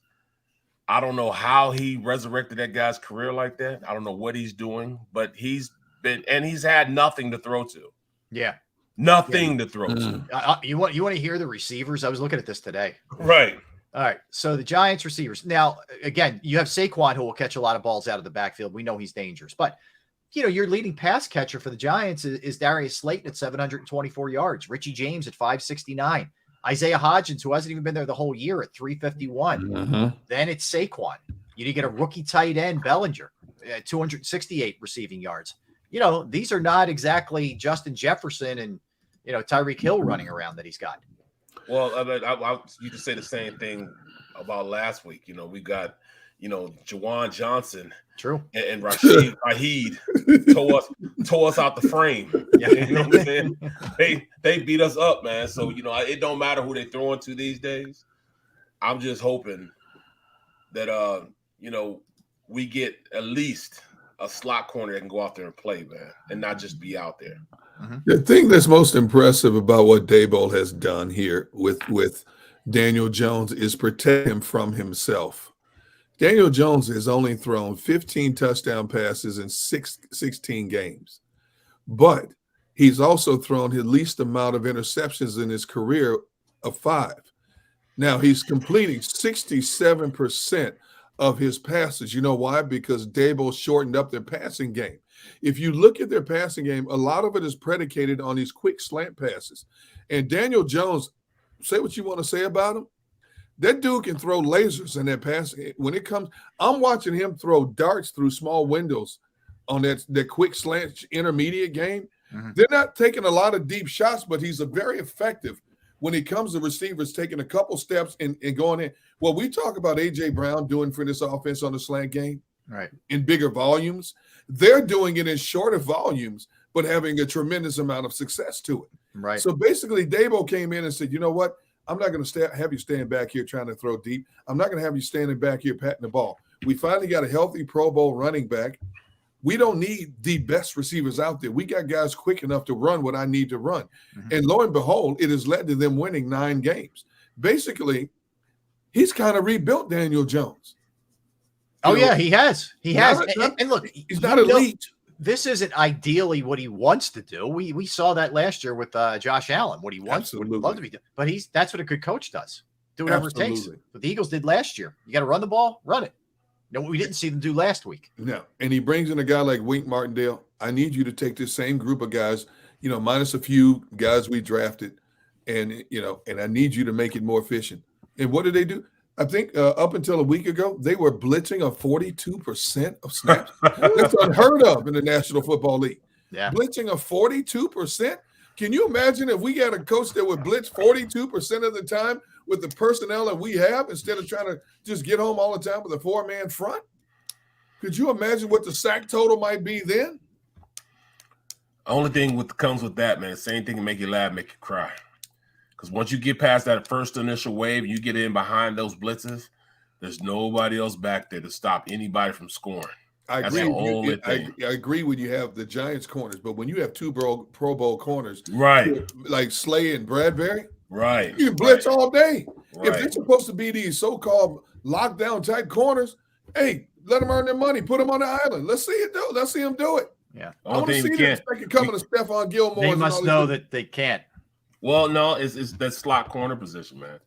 He was very comfortable with calling blitz. I think he blitzed like this last 18. Game. No, his last game he blitzed almost 30% of the time. It was like 27. It was like 27% of the time, right around there. That slot corner, man, because everybody's taking advantage of motioning and putting somebody over him. They're putting their best players over Josiah Scott. Right. I don't know. I mean, they're doing a fantastic job of making sure they got Josiah Scott under wraps. Mm-hmm. You know what I'm saying? So he helped himself last week. He got a pick, but for the most part, yeah, it's been a rough go. Yeah. So I think Kayvon Wallace is playing a little better though. Yeah, he has under the radar a little bit. Yeah, yep. You know, he's done a nice job for him. But look, guys, let's be real. If they don't get a decent form of lane, they don't get a decent form of. I'm not even saying I don't even need 100% lane. Give me like 75. If they don't get 75% of lane, if GJ doesn't come back and is looking like he did earlier in the year, and what are the obvious other injuries I'm missing here? Like, it's going to be tough. It's going to be a tough go, man. They need to get these guys back. By the way, guys, we're going to have our buddy Jordan Renan on tomorrow or Friday to talk about the mindset of what's going on with the Giants. What are they going to do? What does he think they're going to do? Would he play the starter Sunday? So he just texted me back and said as soon as he checks their practice schedule for tomorrow and Friday, he'll let us know. Yeah, Jordan's great. We've had him on a bunch of times, so he does an excellent job. Covers the Giants for ESPN.com. So, yeah, I will be curious to get a guy who's an insider like that. I'll be very curious who it'll be. Hey, just let me pass this along. We'll get into all this in a minute. So, two things. Justin Fields is not playing for the Bears this week. He's got his hips bothering him a little bit. They're shutting him down. And Ron Rivera says that Sam Howell will be the starter this Sunday against what? Not even Taylor Heineke. What? Sam Howell. And the reports are that Wentz won't even be active. Like, what is happening in Washington? That's a train wreck. That's a train wreck, man. Oh my God! You turned on a guy who went 5-3-1 as a starter for you and put you in playoff contention. You've totally turned on him now. What could he have possibly done to make you turn on him that bad? Even before Sunday, we were talking about it last Friday. Here's all I know: teams want to get away from this guy in the worst way. I'm talking about Wentz. They want to get away from this guy in the worst way. We've seen it 3 different organizations now. There's no way he's a commander next year. No, he won't be a commander. I don't know if he'll be in the NFL. I think he's going to go ahead. If I was him if that was him, I would be rich. Yeah, like yeah, that bread. Yeah, he doesn't need to work. Yeah, he'll go back to his cattle farms out in Idaho or wherever it is. Duck hunting farm in North Dakota. Yeah, he sells beef, primetime beef, man. So does he? Yeah, he's got that going for him. He doesn't care about us talking about him. He don't even care. No, I don't. Yeah, I don't think he cares. Like, I don't think he's one of these guys who's losing sleep over what someone's saying. No. He also, there's a lack of connectivity to teammates, and he's clearly lost it from a player standpoint. Absolutely. The thing is, if he could put his pride aside, Carson Wentz, I guarantee you, will be somebody's backup next year. Now, if he can, when you look at the backups in the NFL today, as bad as he is, he's still better than a whole bunch of dudes collecting paychecks on a number of teams across the NFL. And if he can put his pride aside and come to the realization that your days are done as a frontline starter on a regular basis, somebody will pick him up. Yeah. I guarantee you somebody will pick him up. Yeah, I don't. Here's the thing, Derek, and I agree with you that he's better than most backups out there. I don't know if he's the clipboard type. Now, he may just look at the dollar signs. That's why I said if he can put his pride aside. I agree. I think he may just look at the dollar signs and keep cranking it out. Maybe he does that, but I don't know. Your boy T Fortuna, man. Come on, man. He's back. Man. Come on, dude. My dog is back. You see what T Fortuna said about Wentz? Come on, man. Yeah. But seriously though, once he got married, it went downhill after that. Don't go there. Don't go there. I'm just saying. Am I lying? So you saying it's like Samson getting his hair cut? As Mickey said to Rocky, women weaken legs. Is that the theory? Yes, it is. Okay. Yes, it is, man. From that point on, man, he's been good for nothing. Yeah. I don't know, man. Oh my goodness. Yeah, it's been a precipitous downfall. Duck, don't do that. Don't encourage him, man. Don't encourage him. No. Oh my goodness. Jake wants Carson back as the backup here. Yeah. No, don't hold your breath, Jake. No, that ain't Don't happening. hold your breath. That is not going to happen. No, Derek Dude. Barrett or I would be the backup before they would bring in Yeah, Carson. man, that ain't Right. happening, dude. That much I No. can promise you. That won't be happening. I Yeah. literally might go fight him if he was, bro. Well, I'll tell you what may end up happening is I don't think Minshew's getting I know it's only one game or whatever, but I don't think anybody's going to be really knocking the door down hard for Gardner Minshew. He Nope. very well could be back as the backup, which is fine if that's the case. Yeah, I mean, I wouldn't turn him away. No, I'd be fine with that. I mean, Would I rather have him or Carson? I still want Minshew. yeah. I wouldn't want Carson. You're going to need somebody. Look, let's face it.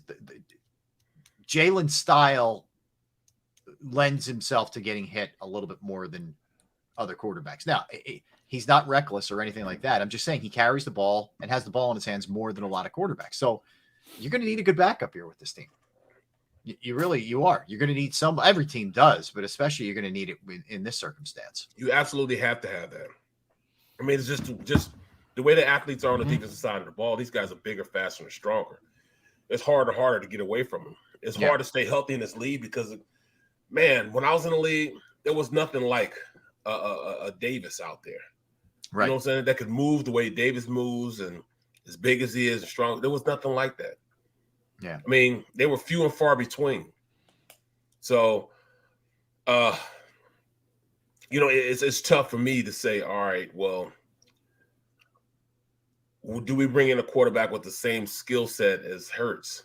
Do we have in the league a quarterback with the same intangible that Hurts has? I will say Baltimore. Tyrod Taylor. Baltimore Huntley. found a guy, Huntley, that Sure models Lamar. Sure did. They modeled Lamar, but they didn't model with Jalen Hurts. Jalen Hurts can throw the ball just as good as he can run. Yeah, but that's the thing, Barrett. Good luck replicating somebody who can do that.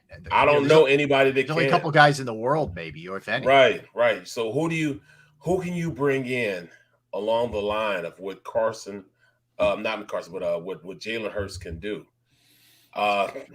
Maybe you find one in the draft.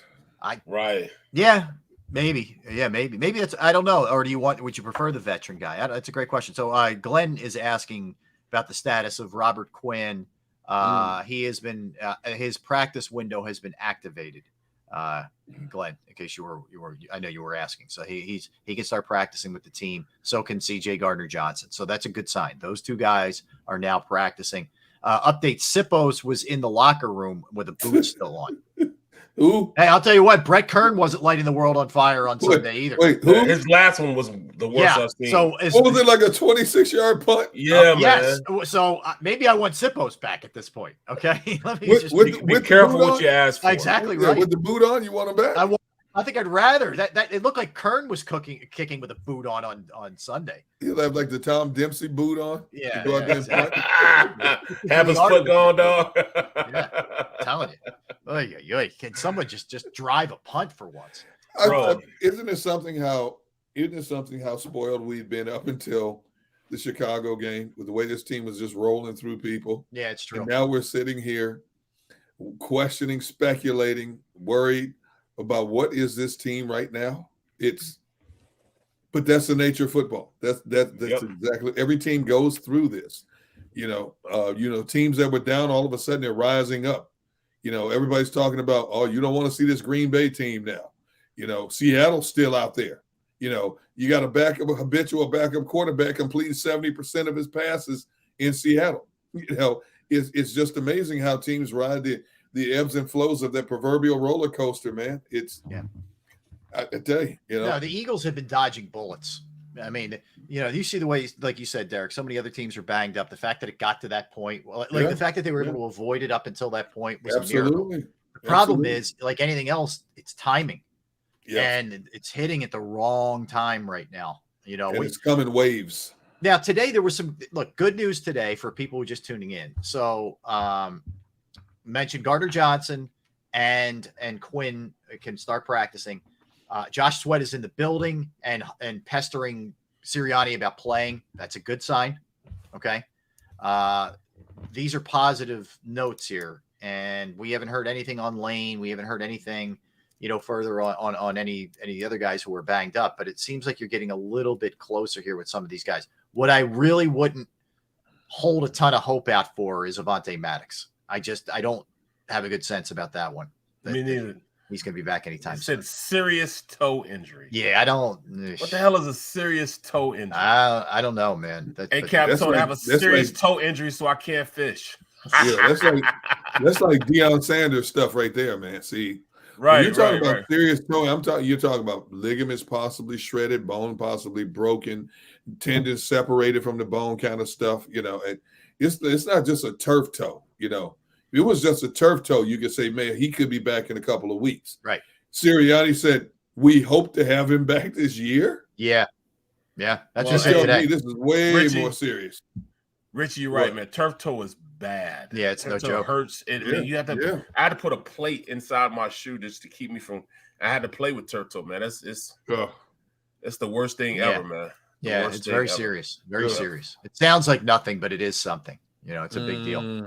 All right, so we'll step aside and by the way, Zach Taylor, who's the coach for the Bengals, meeting with the media and basically said, like, look, we're going to concentrate on this week. We can't control what the league ends up deciding, to do with the Bills game. That's in their hands. It's not in ours. So we're just we have to. We're praying for DeMar, and we're trying to best we can go about our business here to play a game this week. So it's kind of where things are. Again, we get anything on DeMar, we'll pass it along. But there hasn't been any kind of updates since we came on the air. Well, that tells me Cincinnati's preparing to play a game on Sunday. Oh, yeah, right there. See? Yeah. But what is the status of Buffalo? That's a whole nother beast right there. And I think they're going to have to focus on playing a game Sunday. Yeah, 1:00. They play New England at home. Yeah. And you can't lay blame on anybody in an uncharted situation like this, but you have a business to move forward. If it was IBM, Wall Street, whatever the case may be, if something devastating like that happened, the product will still have to continue to produce. And, it may sound insensitive, but I'm not surprised that they're going to have to play a game on Sunday. With all of this still swirling in their minds, they still have to go out there and conduct their business. You got to play, man. I mean, yeah. Yes, it's their brother. Yes, but I mean, it's just the nature of how this whole thing works, bro. You got to get back. And like I said, no, we're by no means insensitive. We're definitely sensitive to what's going on. We definitely understand what's going on. We've seen it happen before, but it's one of those things where people gotta go up. They gotta strap it up and get back into the swing of things, man. It's gonna be tough for them. It's gonna be very, very, very tough for them. Mm-hmm. Very tough for them. But just like you said, the show must go on. Yeah, the show must go on. It's a harsh reality, man. Yeah, it's here's what man. The greatest thing ever would just be that you get news that he's doing much better and those kind of things, and it would just ease everybody's mind, frankly, everybody, but especially those two teams who have to be just going through a really tough time right now, getting ready for those games. Mm-hmm. All right, so we'll pass that along if we get any news regarding DeMar. But when we come back, we'll do a little Sixers and a couple other odds and ends, and our NFL talk. We'll touch on the Commander situation, Jim Harbaugh, where he may end up if he goes to the NFL. Vikings are a little bit banged up at the wrong time too, along their offensive line. Some clinching scenarios in both the NFC and the AFC. And we're going to do our power rankings, which is really tough for the AFC. Really, really tough. So we'll do all of that when we come back. Don't go anywhere. That's Barrett. That's Derek. I'm Rob. We're Sports Take, JAKIB Sports YouTube Network. Right now, we're going to talk about Flynn Tree Services. Flynn Tree Services is an experienced, licensed, and insured Pennsylvania tree services company that will trim or remove any unwanted trees off of your property. They offer cost-effective solutions to any tree problem that you may face. So if you have any problems with trees in your yard or on your property, they are just a quick phone call away. They're experts at trimming all types of trees, and they serve southeastern Pennsylvania, South Jersey, and northern Delaware. Flynn Tree Services specializes in tree removal, stump grinding, as well as tree pruning.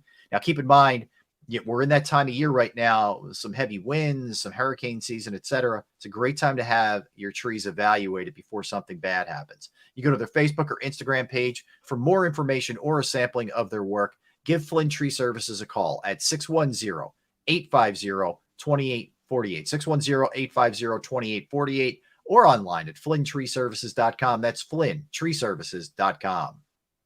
Go for the beers, go for the cheers, go for the hit and the hits, go for the scene, go for the screens, go for the gallery, go for the win, go to Ocean. At Pond Lehocky, we've recovered billions of dollars for our clients, and we're confident we can do the same for you. With over 250 years of combined courtroom experience, we've helped over 100,000 injured clients obtain some of the largest settlements in Pennsylvania. One conversation is all it takes to help you and your family get back on track. If you've been injured in an accident, give Pond Lehocky a call. Number 1, Jeff D'Ambrosio. Destination Downingtown is rolling back prices for a December to remember. For a limited time, you can own, not lease, brand new 2023 Jeep Wranglers for only $30,995 or $339 per month. New Rams starting at only $30,995 or new Ram 1500 Bighorn Crew Cabs $189 per month. Zero down can deliver. Get the price you want, the selection you need, and the VIP treatment you deserve. Jeff D'Ambrosio, Destination Downingtown, Big Finish Sales Event.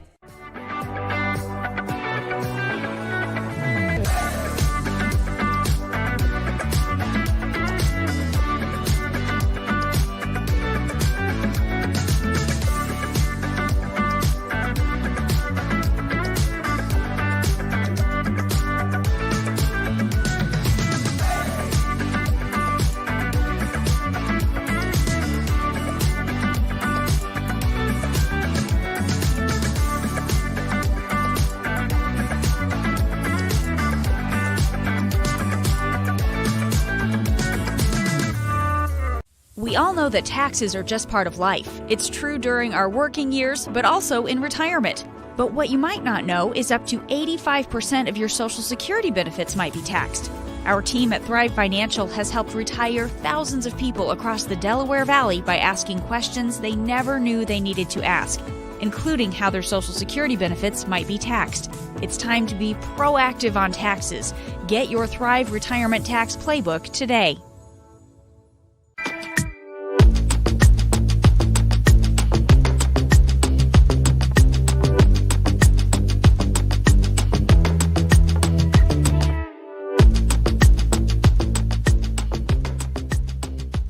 Game Show with Seth Joyner, I knew that they had a running game. Derek Gunn, He has put in the effort. Devin Caney, Had we not won the Super Bowl, what would we be saying? and Mike Missinelli. Well, you know who Philly is. Post game, now streaming on the 6ABC family of apps.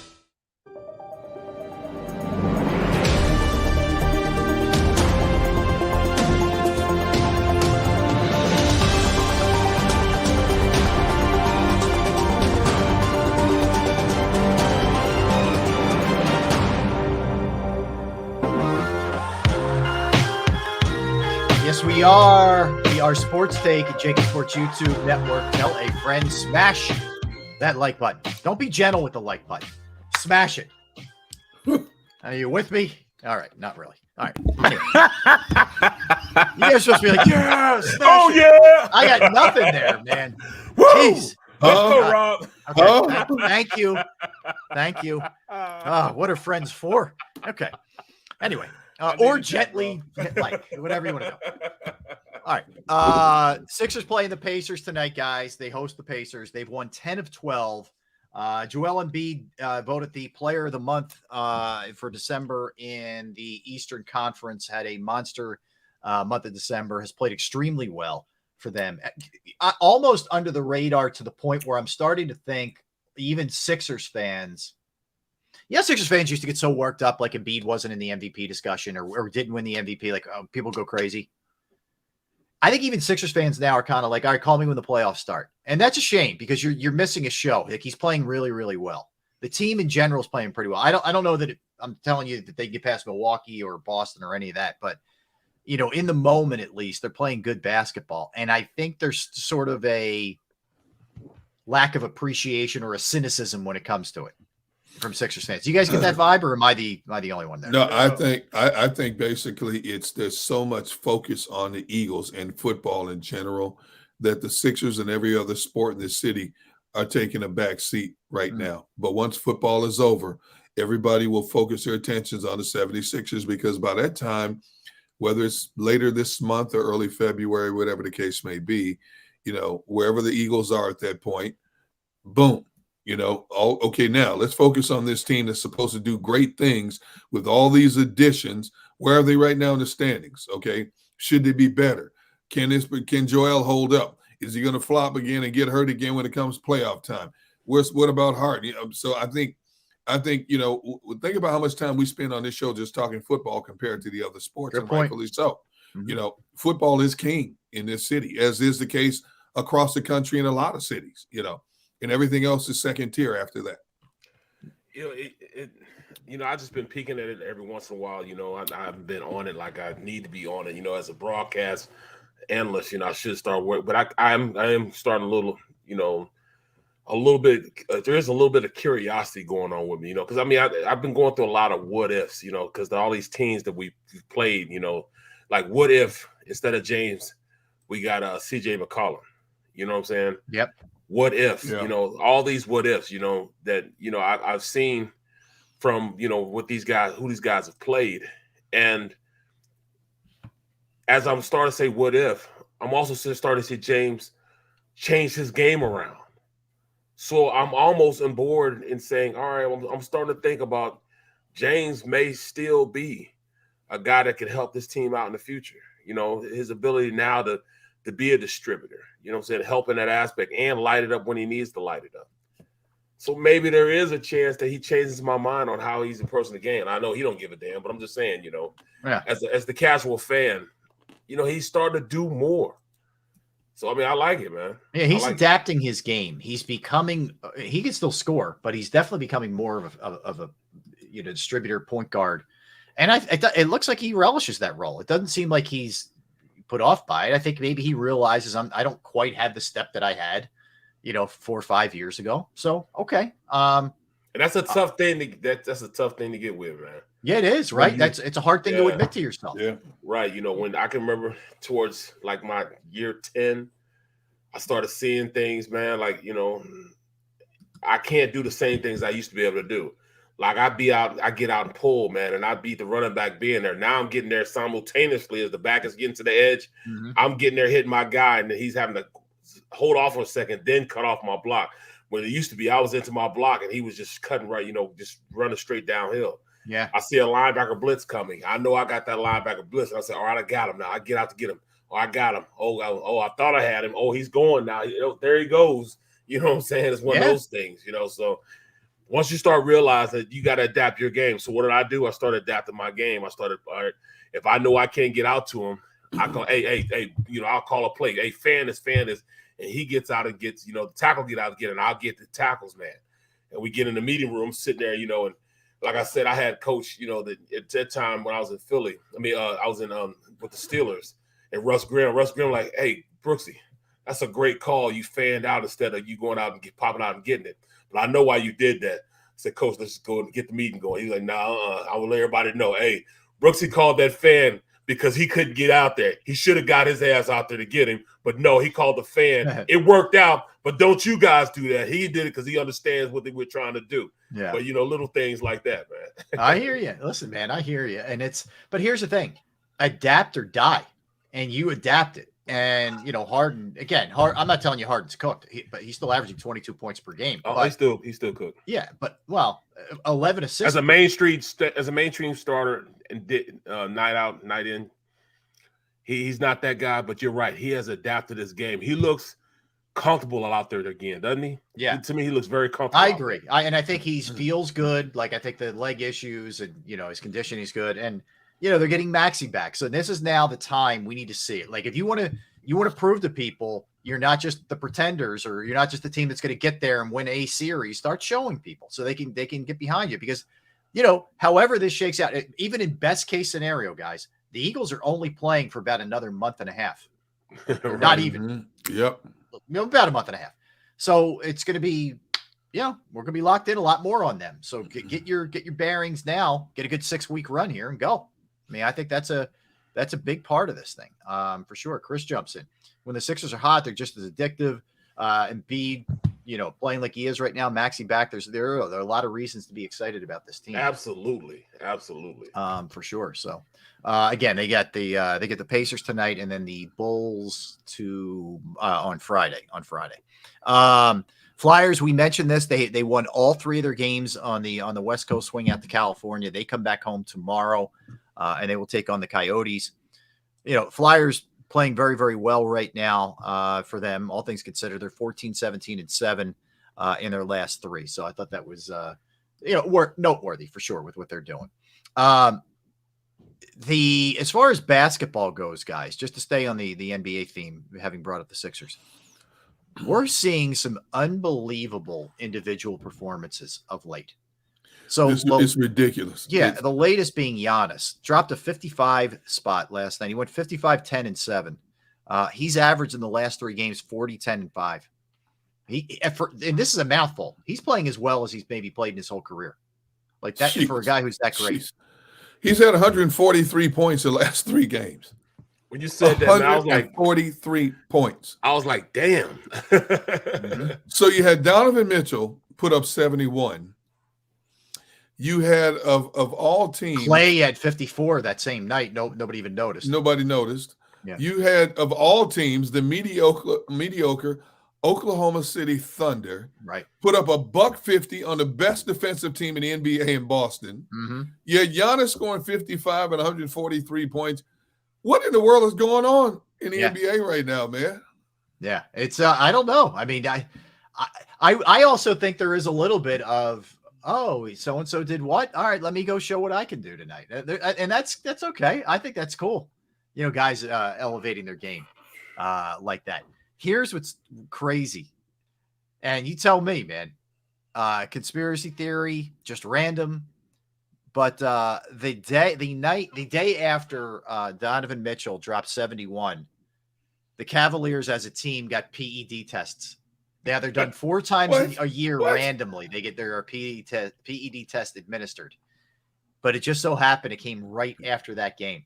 So the whole team got tested? Everybody, not just Donovan Mitchell. Whereas in the NFL, random players weekly will get tested. You don't know who's going to get tested. You just find a slip in your locker when you walk in that today's your day.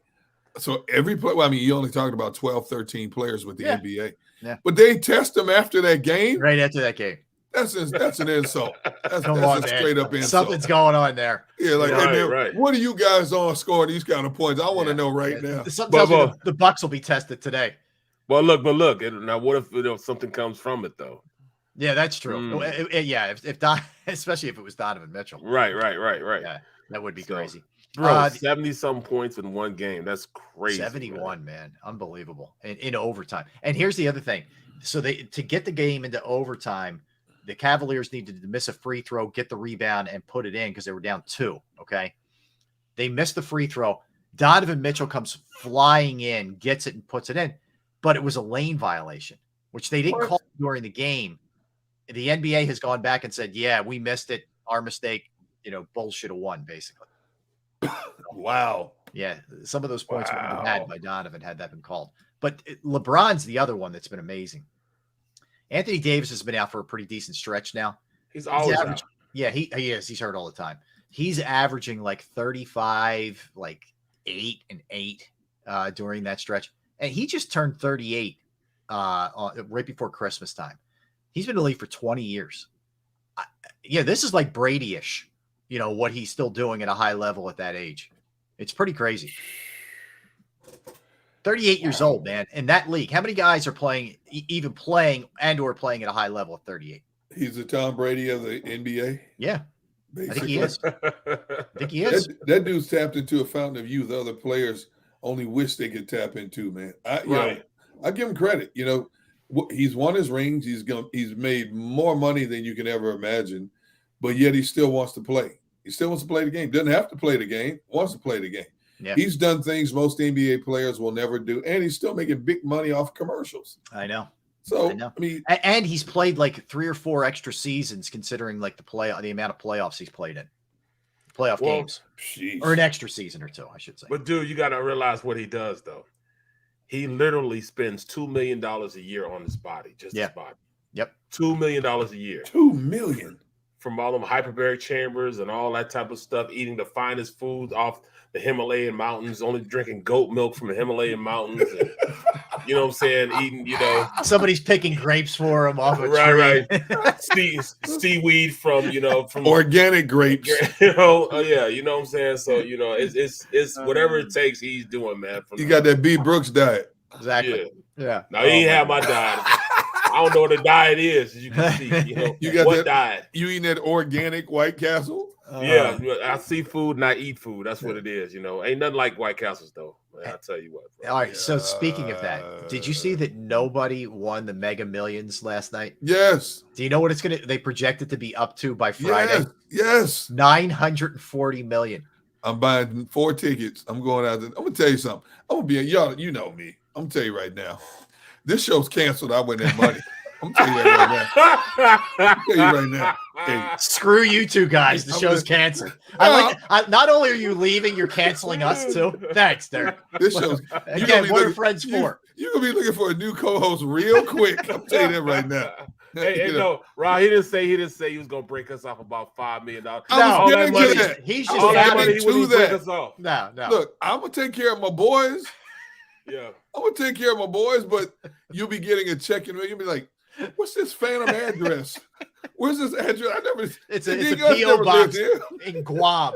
Like, right? Is this where Derek's relocated to? Look, to make sure you can't find me, I'm going to send it to like 3 different places before it gets to your house.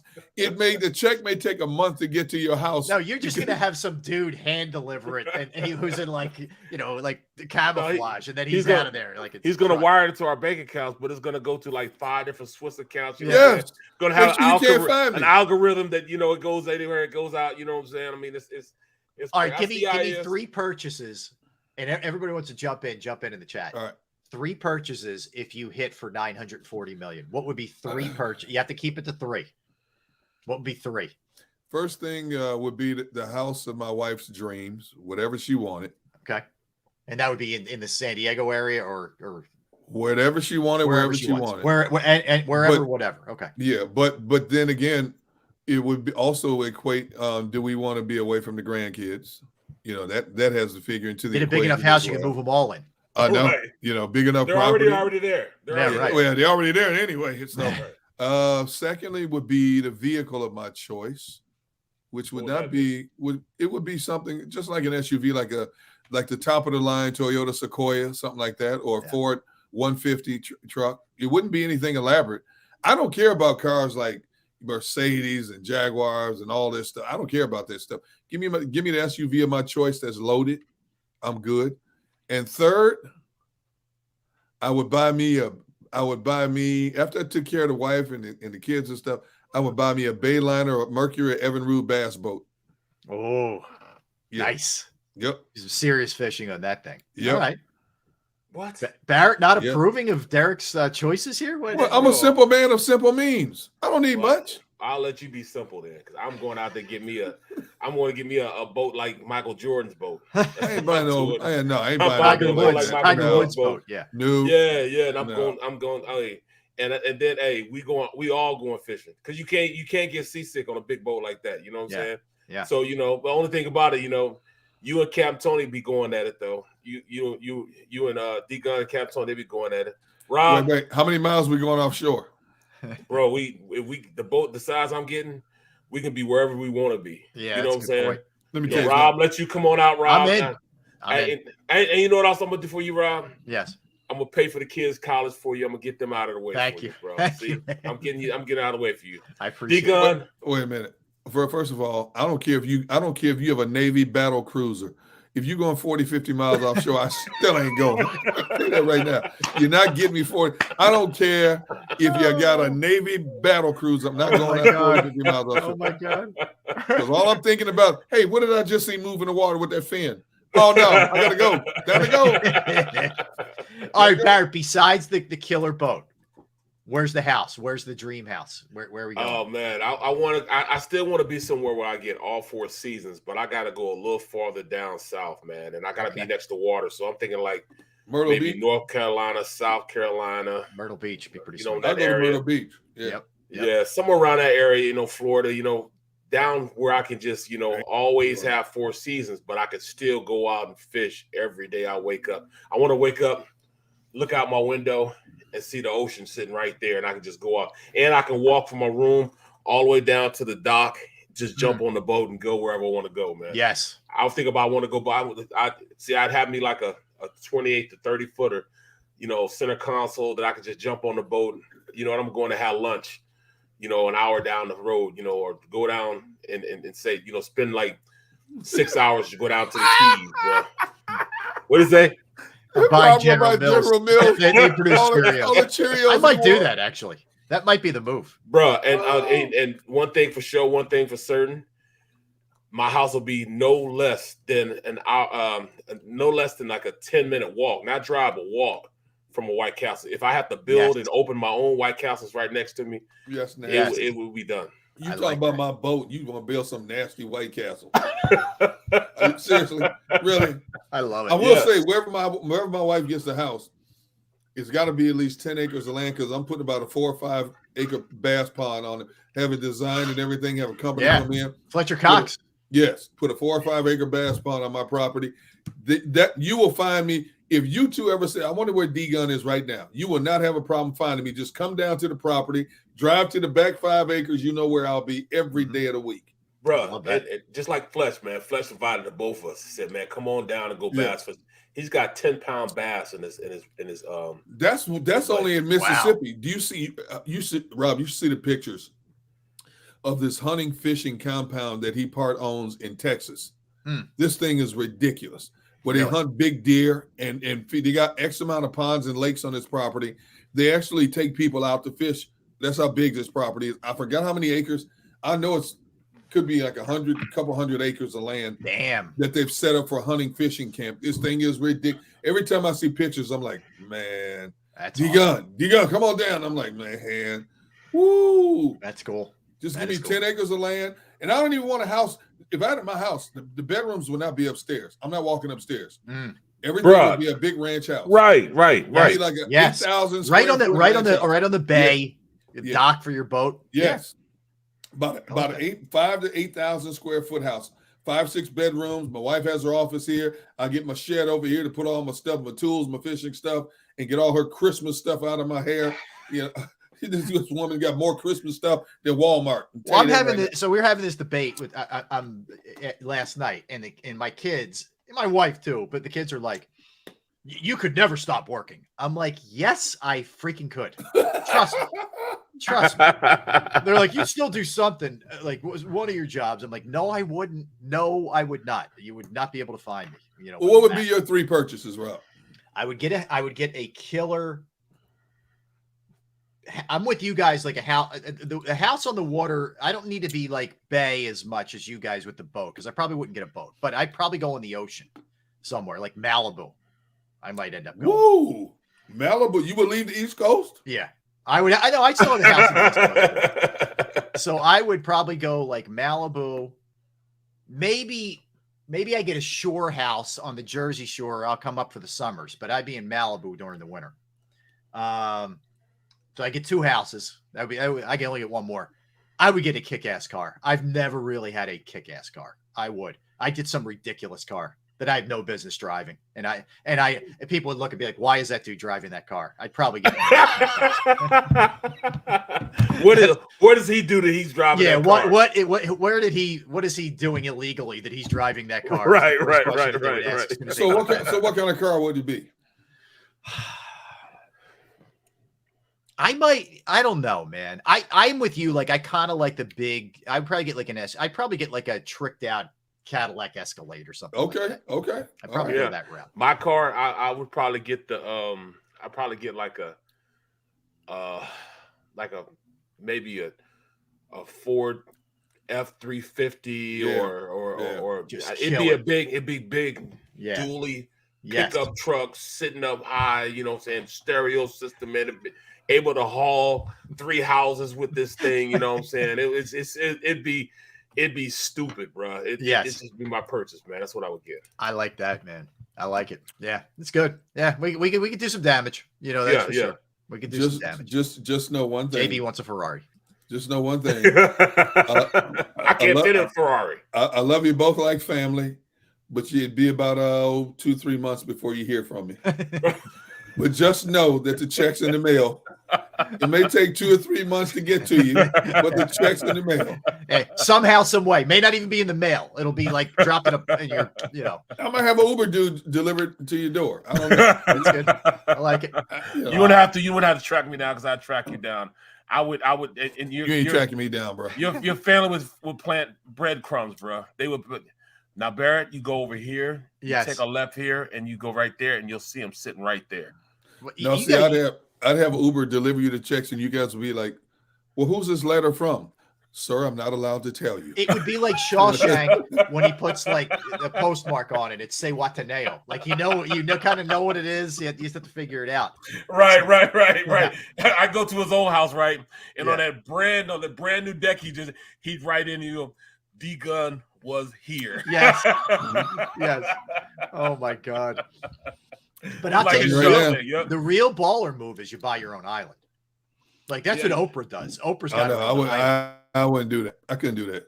That's too much. The guy that owns Virgin Airlines. Yes, he has one too. He has an island too. So yeah, man. I don't know if I'd have an island, man. Because no, I don't want to, and plus I don't just want to be by myself. Thank you. That's me. I want to show people I'm rich. No, I ain't going that far. You know why?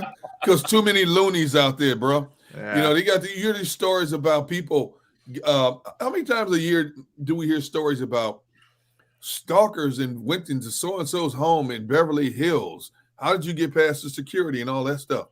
What was the story? The actor in New York recently. De Niro. Somebody got in his house? Yeah. What? Yep. In New York? She was trying to steal his Christmas presents. So she's done this like 4 different times. I think it was random that it would just have to be De Niro's place. I think. I don't think she was targeting him specifically, whatever, but it's like the 3rd or 4th time she's done this, the same woman. Yeah. Wow. Here's the weird part about it. The reason the cops caught her, they were already tailing her for other robberies. They were watching her. Right. If she goes in this house, it happens to be De Niro's house. They bust her coming out. Bro. So I don't want people to know I got nothing. I'm with nothing. You. How about Tom Brady? Tom Brady somebody broke in his house when he was down there playing when they were playing in the Super Bowl. They broke into his house up in New England area. Okay. Sure did. Yep. Wow. So they can break in this house. They just be trying. They be practicing right now. in your current house? Yeah, they just be practicing. Yeah. They won't get anything. And then they might get some hot stuff in them. They hot lead. Let me know. Hot lead. They let me know. I told you, man. I'm going. You know, Jersey makes it tough on you to get license to carry, man. Like in Philly, all you got to do is just go in and fill out a bubblegum wrapper and hand it to them, and they'll give you a gun, like the handle to carry. In Jersey, you got to jump through hoops, man. I've been working on this thing. I've been working for probably 2 months now, trying to get everything right for New Jersey, the license to carry. Good. I'm glad they make it difficult. And I'm not saying that just to be, smart aleck. I'm glad they make it difficult to actually get a gun. When you think about the problems we've had in this country with guns over the past 20 years, I'm glad they do make it difficult. But you look at other countries that do not have these problems. You get a chance, read up on sometimes like a country like Japan, what you have to go through just to get a gun to verify that you want to hunt and stuff like that. Well, you're right. You can't just see you can't just get guns in other countries. Mm-hmm. Think about it. You don't hear about all the gun issues in a lot of countries like you do here. Well, I don't think you can own a gun in like Great Britain or something like that. In England, I don't think you can even own a gun. Wow. I mean, a handgun. I'm sorry, a handgun. Really? Yeah, I don't think you can own a hand. You can own a shotgun, but I don't think you can own a handgun. Mm. Birds fan said, very uninformed comment by D Gun. What about guns? Really? What am I uninformed about?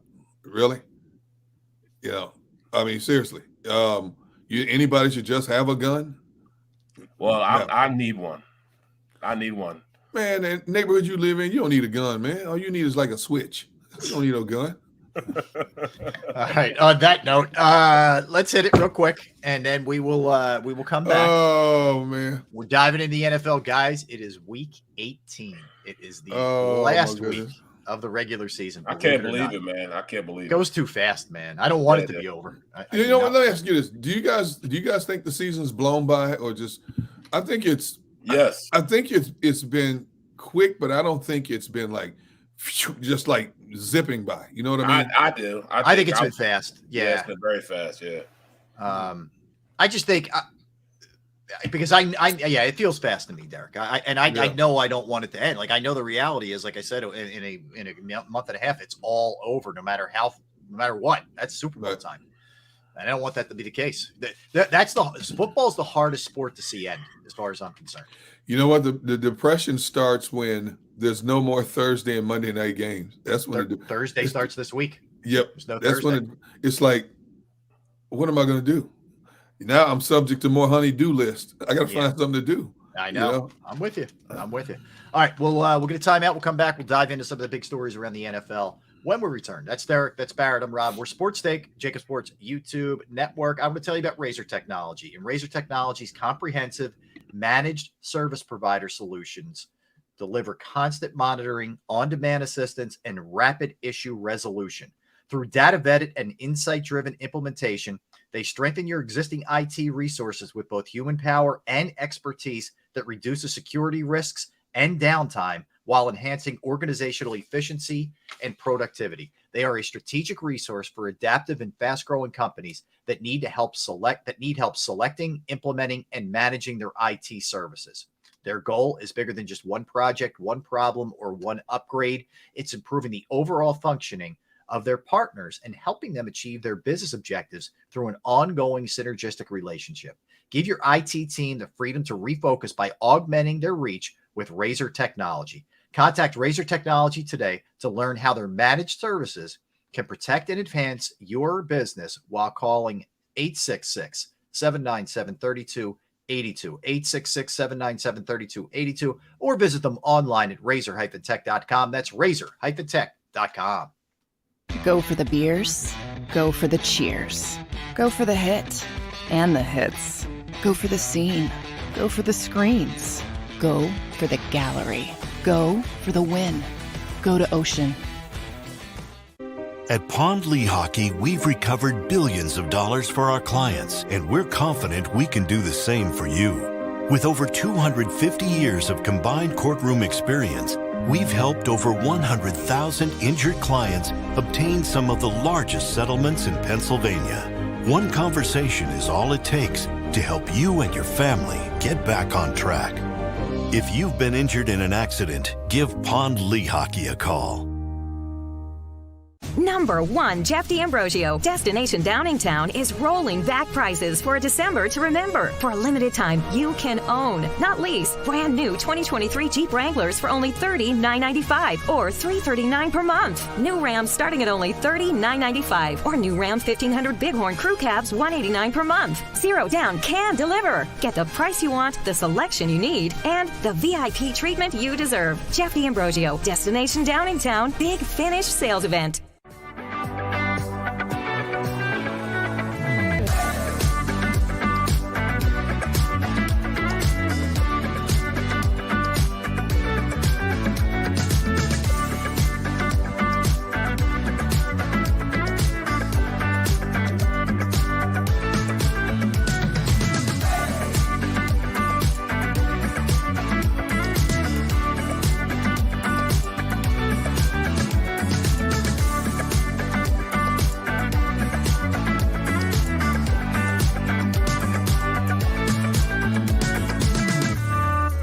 We all know that taxes are just part of life. It's true during our working years, but also in retirement.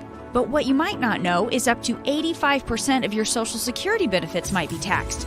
Our team at Thrive Financial has helped retire thousands of people across the Delaware Valley by asking questions they never knew they needed to ask, including how their Social Security benefits might be taxed. It's time to be proactive on taxes. Get your Thrive Retirement Tax Playbook today.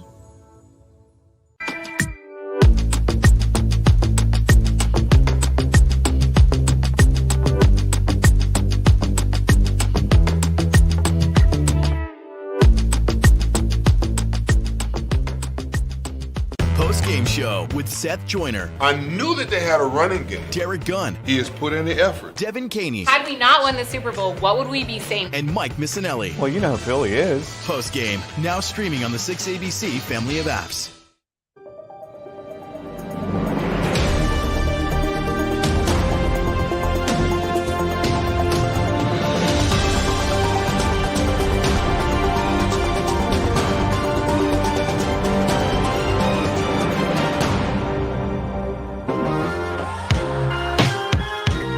What's up, everybody? We're back for Sports Take, JAKIB Sports YouTube Network on this Wednesday. Hope you're doing great out there, everybody. Thanks for hanging out with us. As I mentioned, if we got anything, heard any word on anything, regarding the status of DeMar Hamlin, we passed along there. There hasn't been anything. So I'm just, I'm not trying to, just no news is good news or any of that kind of stuff. I'm not telling you that. We just haven't gotten anything. So that's kind of where things are. If we get anything else, we will certainly pass that along. That's for sure.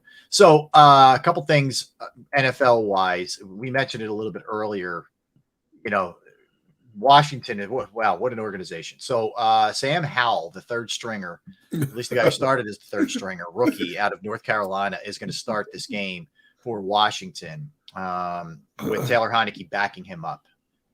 They haven't said officially what Wentz's role is going to be, but I would highly doubt three guys are going to be active. Would you guys agree with that? So he's probably inactive. He'll be inactive. For sure. He'll be inactive. Yeah. I don't see that happening. How do you throw 3 picks, man? How do you throw 3 picks when they give you an opportunity to start again, and you still going to throw 3 picks, man? He's cooked, man. That's how. I guess. One of the picks was a deep ball in the end zone. He threw up a 50-50 ball, but he threw it in double coverage. So that was a pick. But still, I don't understand. I have to go back to what I said before. Taylor Heineke is not an elite quarterback, but he's a quarterback that the team rallied around. For whatever reason, he gave them an energy that had been lacking when Carson Wentz was in there. Right. He went 5-3-1 as a starter. He is directly responsible for you even being in the playoff conversation. And because he had 2 miscues in the game prior to your last game, you pulled the plug on him and went back to a dude who is known Chuck and Duck. Okay? You went back to this dude. What did he do? Chuck and Duck. It's exactly what he did.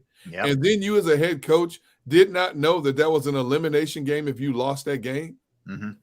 And you're going to go now to a third stringer? It's a terrible look. It's a horrible look. Yeah. You're not even going to give Heineke an opportunity to finish out the season? Now, here's the standard line. We're going to evaluate this young player to see what he can do in a game situation. For what? Do it next year in preseason. That's when you evaluate him. Right. Heineke deserved this chance, man. He gave you an opportunity that didn't exist when you started the season with Wentz. Mm-hmm. And basically, you're just going to slap this young man in the face and just totally disrespect him like this? Yeah, like you can make a decision going forward that he's not the guy, but let him ride it out and see if you can get in the playoffs. He got you there. He made it interesting for you. Yes. If I'm Heineke, I'm like, hey man, how many years I got left on my deal? Can you get me out of here? Can you get me traded? Seriously, can you? Right. I don't care who the coach is next year. You can bring back Vince Lombardi, Don Shula, Hank Stram. I don't care who the coach. I want out of this organization. I want out now. Plain and simple. I hear you. So there's 3 teams pursuing Jim Harbaugh, guys. Indianapolis, Carolina, and Denver. Now, most head coaches will tell you they'd like to step into a stable quarterbacking situation. Either there's a guy in place or they have a high pick where they can take somebody. That's not Denver. I mean, you're locked into Russell Wilson here, and they don't have draft picks to be able to draft somebody. So I don't know if that excludes them or not, precludes them. The Colts, again, there's no quarterback there, and they do own their pick, right? Yeah. The Colts do, yes. Okay. And then there's Carolina, and Carolina's got an interesting case. I don't think Sam Darnold is ultimately a long-term answer by any stretch. No, I don't either. But do you keep him around as a backup? Does he compete with whatever rookie you draft? I don't know, but they're the 3 teams that seem to be in the mix for Harbaugh, and he's listening, which is a little bit different than the last few years when he didn't have himself even taking phone calls. I think maybe he feels like he's taken it as far as he can take it with Michigan. He didn't win a championship, but he's been to the playoff here. So like, the difference is with him and some other college coaches, he's done it at the pro level. All right. If I can handpick, if I'm Jim Harbaugh and I can handpick my situation, I would take the Carolina job over the other two. Carolina's a team that has some talent. They just need new direction. And the quarterback is a big issue there, depending on what they decide they want to do as an organization in terms of looking for a quarterback in the draft. But it would really tug at my emotional strings because I'm in a situation at Michigan where I run the show. I'm bigger than the athletic director. I have almost as much power as the president. We're a high-profile entity. I'm getting the top players in the region to come play for me. We almost had a chance we were right there, had a chance to play for the national championship. I'm making as much money, maybe even more than what I would make at the NFL level right now. I don't know if I would move, I don't think I would either. I don't know if I would move, to be honest. If those are my three choices, I'm staying where I'm at. Right. He has the world at his hand right now. I mean, he does what he wants to do while in college. Get to the NFL level, man. It's a whole different way of thinking. Yeah. And he knows, and he's been in that way of thinking before. But I don't think it's much. I don't think it's about money or anything like that. I think he feels as though he kind of failed. He might have thought he failed when he was with the 49ers and didn't win a championship there. He wants to win a championship. He wants to win a Super Bowl. Of course, this is his alma mater. You know what I'm saying? Yeah. So with it being his alma mater, he's leaving something that, that's kind of high on his priority, and they didn't win a championship there. But I think he's still sniffing at that NFL level. I think he wants that NFL level. Okay. See, at the collegiate level, he can be a bully, and people will cower to him. Yeah. The NFL level, you can't do that. You can't do it at the NFL level. Yeah. Owners will call you. Wait. This is my toy. You work for me. I don't work for you. Right. I don't care what your record is. I don't care what you've done. You keep talking, you're gonna be looking for a job. Plain simple. Well, you have to pay him though. Yeah, there you go. Urban Meyer's not caring about none because he's getting paid still right now for the next Matt Rule. So 3 years. Same thing, Yeah. Next 3 years is getting paid. Unless Matt Rule had in his contract, if he got another job, then they don't have to pay him that money. A lot of coaches a lot of teams will put that in the contract. We'll pay you if you sit out. But if you get another job, we don't owe you that money. But then there's some coaches that you have to pay them a percentage of what you owe them, even if they get another job. Yep. Well said. Troy Vincent, who is the NFL executive here is he executive NFL executive PA guy? He says that, quote, everything is being considered when it comes to the Bills-Bengals game. The guiding principles that took us into the 2020 season with COVID are there. It may not be perfect, but it will allow those participating to be able to play. Okay.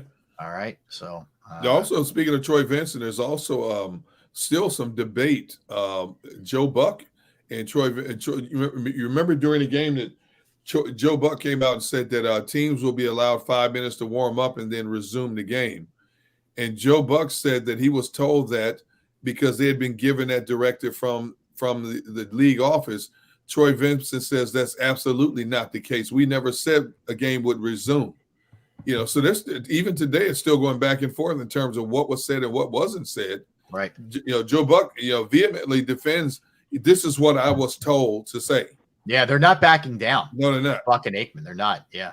Somebody's lying or misleading somewhere. I don't know what, but right. Yeah, it'd be interesting to see if anybody just takes a step back, but nobody has so far as that goes. The Vikings are also hitting the injury bug here at the wrong time, guys. So they could potentially be down 2 offensive linemen. They're saying now Brian O'Neill, the really good tackle from Delaware, he's got a partially torn Achilles and is done for the season. Won't even be back for the playoffs. That's a biggie, man. Yeah. He's a good player. Man. Yeah. They got major problems. No wonder I haven't heard from my brother in a while. That's right. He's laying lower. Yeah, he knows. He hasn't said more than 2 words since Sunday. Plus, they lost last week, so you knew he was going to. My cousin and I, we have been texting him nonstop, and it's been like birds, like crickets chirping. We haven't heard anything. The only thing he said to us yesterday was, shut up. And that's it. Nothing else. No response, nothing else. That's it. He said, shut up. Yeah. Oh, my God. I love it. But you got one guy who had a fractured fibula. Now, Yeah. O'Neal's got a partial torn ACL. Achilles. Achilles. Phil. Oh, yeah, they're in deep trouble because that offensive line really made that team go in terms of the running game for Dalvin Cook, protection for Kirk Cousins. Yeah, they got major problems. Bad enough they got that Ed Donatel defense to deal with. Mm-hmm. Now you add this. Yeah, that's you're looking at one and done. Could be. It could be the early. They could be the unless they play at 1 o'clock, right, Bear? Right. 1 o'clock, they're all good. Oh my God! You get an amazing game from Kirk Cousins at 1 o'clock on Sunday. Well, they would get if things ended the way they are right now. They get the Giants. You get the Giants at their place. That's not out of the question, man. Wow. The Giants pull that upset. Wow. No, it's not. Not the way they play. No, it's not. Wow. That's a must-see game right there. Yeah, it is. Wow. Dolphins saying that Skylar Thompson will get first-team reps at practice Wednesday. Teddy Bridgewater's working through a dislocated pinky on his throwing hand. And Tua's still in concussion protocol. So they're down to possibly their third-string guy. They signed Mike Glennon to their practice squad, who may have to dress if things get really dicey. 7-foot Mike Glennon. The neck of a giraffe, but he might at least be dressed for this one. So well, you know what? I'm gonna say this, man.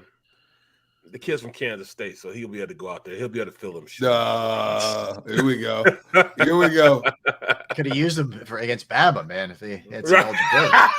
Touche. Sorry. It was a tough game for the local kid, Will Howard. That was not a. Yeah, it was. He missed a throw early in the end zone in the first half that maybe would have changed the course of the game, but it didn't go well. Anyway. Hey, just think after week 12, the Dolphins were 8-3. I know. And look at where they are right now, fighting for their lives. And they're down to their third quarterback in a span of 5 weeks. Wow. Well, that's a great point. Yeah. Let me give you this one. The Jets say that they will do everything in their power, quote, through hell or high water, to bring back Zach Wilson next year. For what? They're not giving up on him. Why? For what? Good question. To give him the lowdown on the older women in the region? Well, I mean, what? Right. What is we going to do? He's going to tell him to go read a book, do something, get away from this game, just reset after this year. I think the greatest gift you can give yourself as a human is to figure out what's important to you, do what you value, stick to those values day in and day out. Yeah, whatever. I mean, it's turning into a Tony Robbins speech. Wait a minute. I don't know, man. I would cut my ties personally. But Is this the last year of Wilson's rookie contract? No, it's only his second year. So what do they mean that they're going to do everything they can to bring him back? What do they I guess, mean? in other words, they're not going to try and Abandon trade him? him or release him, I guess.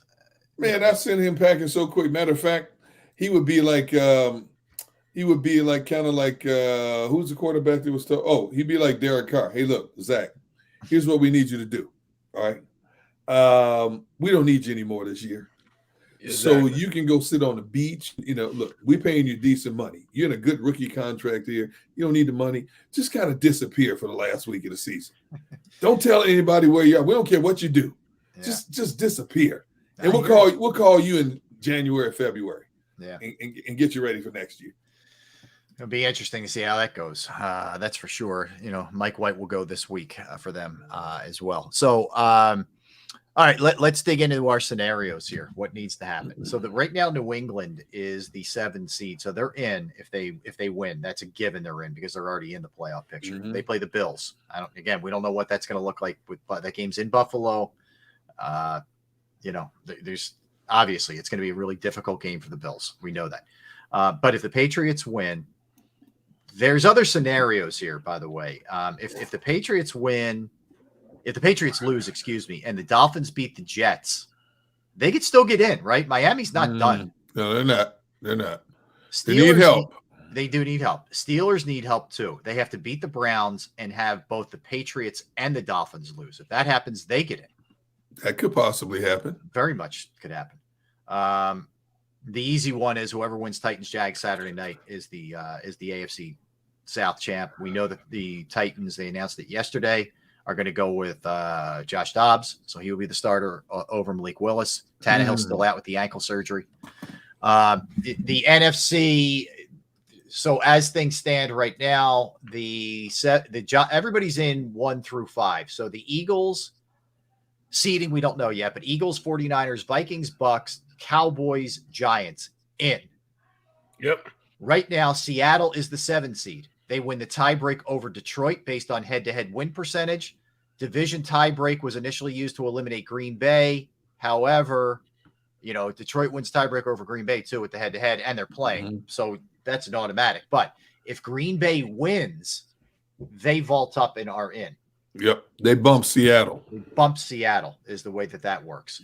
So there's really 3 teams still in play there at the bottom. Last week, the Commanders and the Saints and the Panthers all got eliminated with their losses. So it's going to make for a fun weekend. Now, the way they have the times set up for these games, part of this is done to ensure that there's still going to be meaning when the game kicks off. But Saturday is Kansas City jockeying for seeding, and that's another thing that's up in the air right now, but they play at the Raiders. Tennessee and Jacksonville, we just covered. That's the night game Saturday. So you have a doubleheader Saturday, 4:30, 8:15. Then your 1 o'clocks, Baltimore and Cincinnati is to be determined. You have Tampa, Atlanta. These are the 1 o'clocks. New England, Buffalo. There's a lot at stake there. Minnesota, Chicago. No Justin Fields. They're sitting him out with a sore hip. He had a shot to break the all-time rushing mark for quarterbacks. He will not do it. This game has no meaning. The Texans and the Colts. The Jets and Miami does. Carolina and New Orleans does not. Cleveland and Pittsburgh, there is still meaning there. That's the last 1 o'clock game. Go to the 4 o'clocks. Chargers, Denver, no. Giants, Eagles, yes for the Eagles. Arizona, San Francisco. San Fran is still in play for the 1 seed. Los Angeles Rams and the Seahawks. That's an important game for Seattle. And for the Lions, too. Dallas at Washington. We covered that with who's quarterbacking for Washington. Detroit at Green Bay. That's the night game. And Dallas still needs that game, basically. Yeah. Dallas wins and they get some help, namely, the Eagles. They're the 1 seed. Yeah. So that's a major swing, guys. I mean, you're talking about potentially 1 seed to 5 seed right there, depending on if the Eagles can handle their business or not. You go from home field, 1 less game to play, to every game on the road. They're playing every possible game you can play in the playoffs, including the wild card against the Bucs. If the Eagles somehow, some way found a way to screw this game up, I can't wait to sit here Monday and listen to Barrett on Monday. I'm going to make sure we record this show because I will keep that show forever. Now, as I sit here right now, I will bet everything I have that the Eagles beat the Giants Sunday. But we all thought they would beat the Saints. We saw what happened. Last week of the NFL season, as crazy as this season has been, there are some crazy things that happened the last Sundays of NFL seasons. Yep. And I will be here early to listen to Mr. Brooks on Monday. Okay. I don't want to be hot right now, bro. You making me hot right now, man. I said, wait. I don't like the way you said that. Hold up. You might want to rephrase that. Rephrase that a little bit. You're making me mad right now, man. Okay, good. I like that. I'm good with that. That's and think about it, man. It's a lot, and there's too much. That's what I'm saying. I want everybody playing. Everybody that can play is going to have to play. They're going to have to play. We can't leave this game to chance. We've got to go out there and take it. Now, everybody's talking about, we have an opportunity to take this. Either way it goes, we're in the playoffs, number one. True. But to lose that 1 off week, that means you're not going to play a game in 2 weeks. That'll get your body to where it needs to be at, to push forward for the last 2 games. More people healed up. Yep. Yeah. The Cardinals will start David Blau on Sunday. No Trace McSorley. What in the world? Who was that? David Blau. A former Lion backup. David Blau. Wow. Yeah. Just when you thought you had it bad, you're not watching David Blau play on Sunday. Right. On Friday, we should do our own picks of all these backup quarterbacks playing. Who will put up the best number? I like that. Good segment, Derek. Joey V has a question for you guys. Worst place to live, Manhattan, Kansas, or El Centro, California? Oh, definitely Manhattan, Kansas. Manhattan, Kansas is, I would put it like this. The little apple, they call it. The little apple. Your dog can run away 20 miles down the road, and you'll still see him wagging his tail. That's how flat it is in Kansas. Wow. There's nothing out there, bro. Nothing.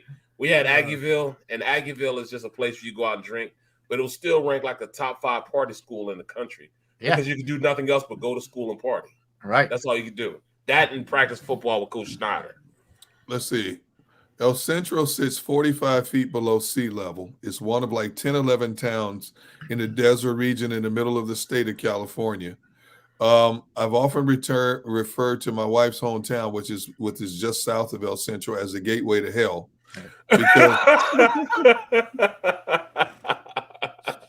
Because you can walk from where she lives and be in Mexicali, Mexico in a matter of 10, 15 minutes. That quick? It's that close? Oh, yeah. That's close to the border. Yes. I didn't know it was that close. Oh, yes. A lot of sand dunes, a lot of desert, a lot of cactus. As a matter of fact, by March, it's already approaching 95, 100 degrees. It's the same temperature you have in Phoenix. Phoenix is a little over 4 hours away from El Centro. And it's the exact same weather as Phoenix. So if you know what the weather's like in Phoenix and by March, now there's one part of me is I love that weather because it's a dry heat. There's no humidity involved. Right. But when you think about the dusty towns that you have to go through, and Yuma, Arizona is a nice town, which is only 55-minute drive away from El Centro.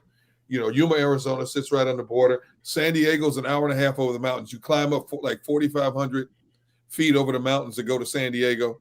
So there's a lot in Palm Springs, like an hour and a half up the road north.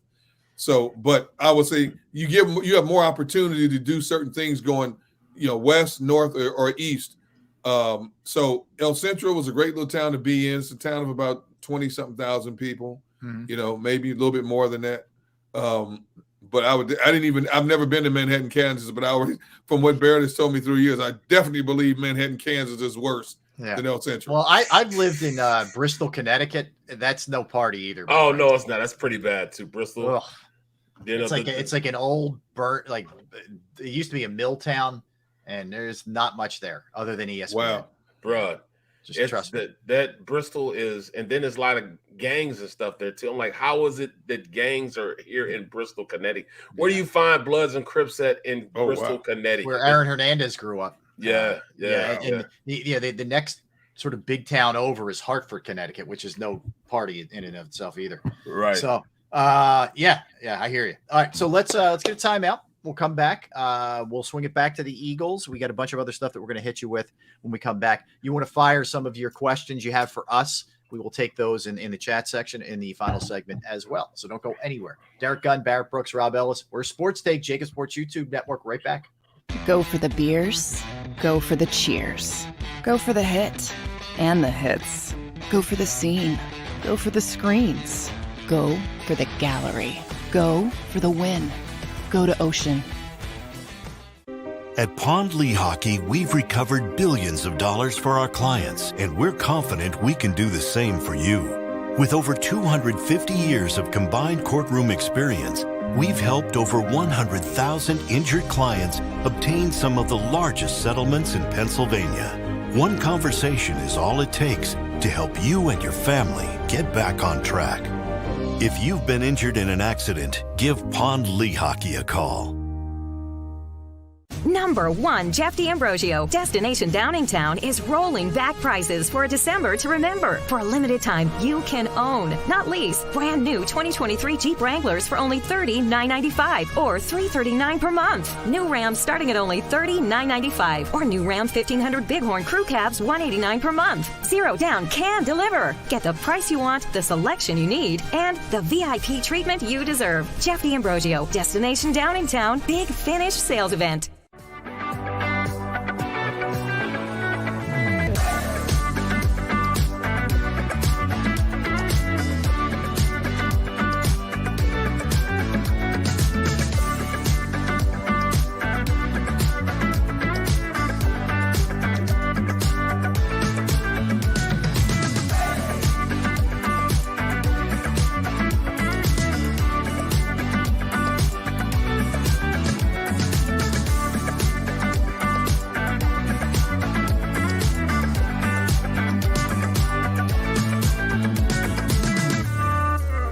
We all know that taxes are just part of life. It's true during our working years, but also in retirement.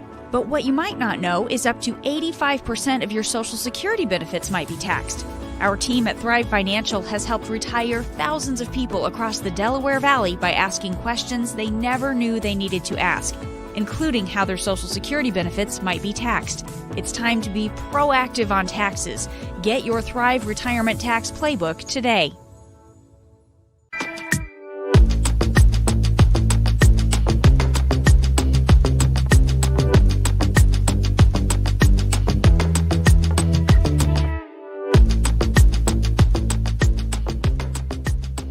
Post-game show with Seth Joyner, I knew that they had a running game. Derek Gunn, He has put in the effort. Devin Caney, Had we not won the Super Bowl, what would we be saying? and Mike Missinelli. Well, you know how Philly is. Post-game, now streaming on the 6ABC family of apps.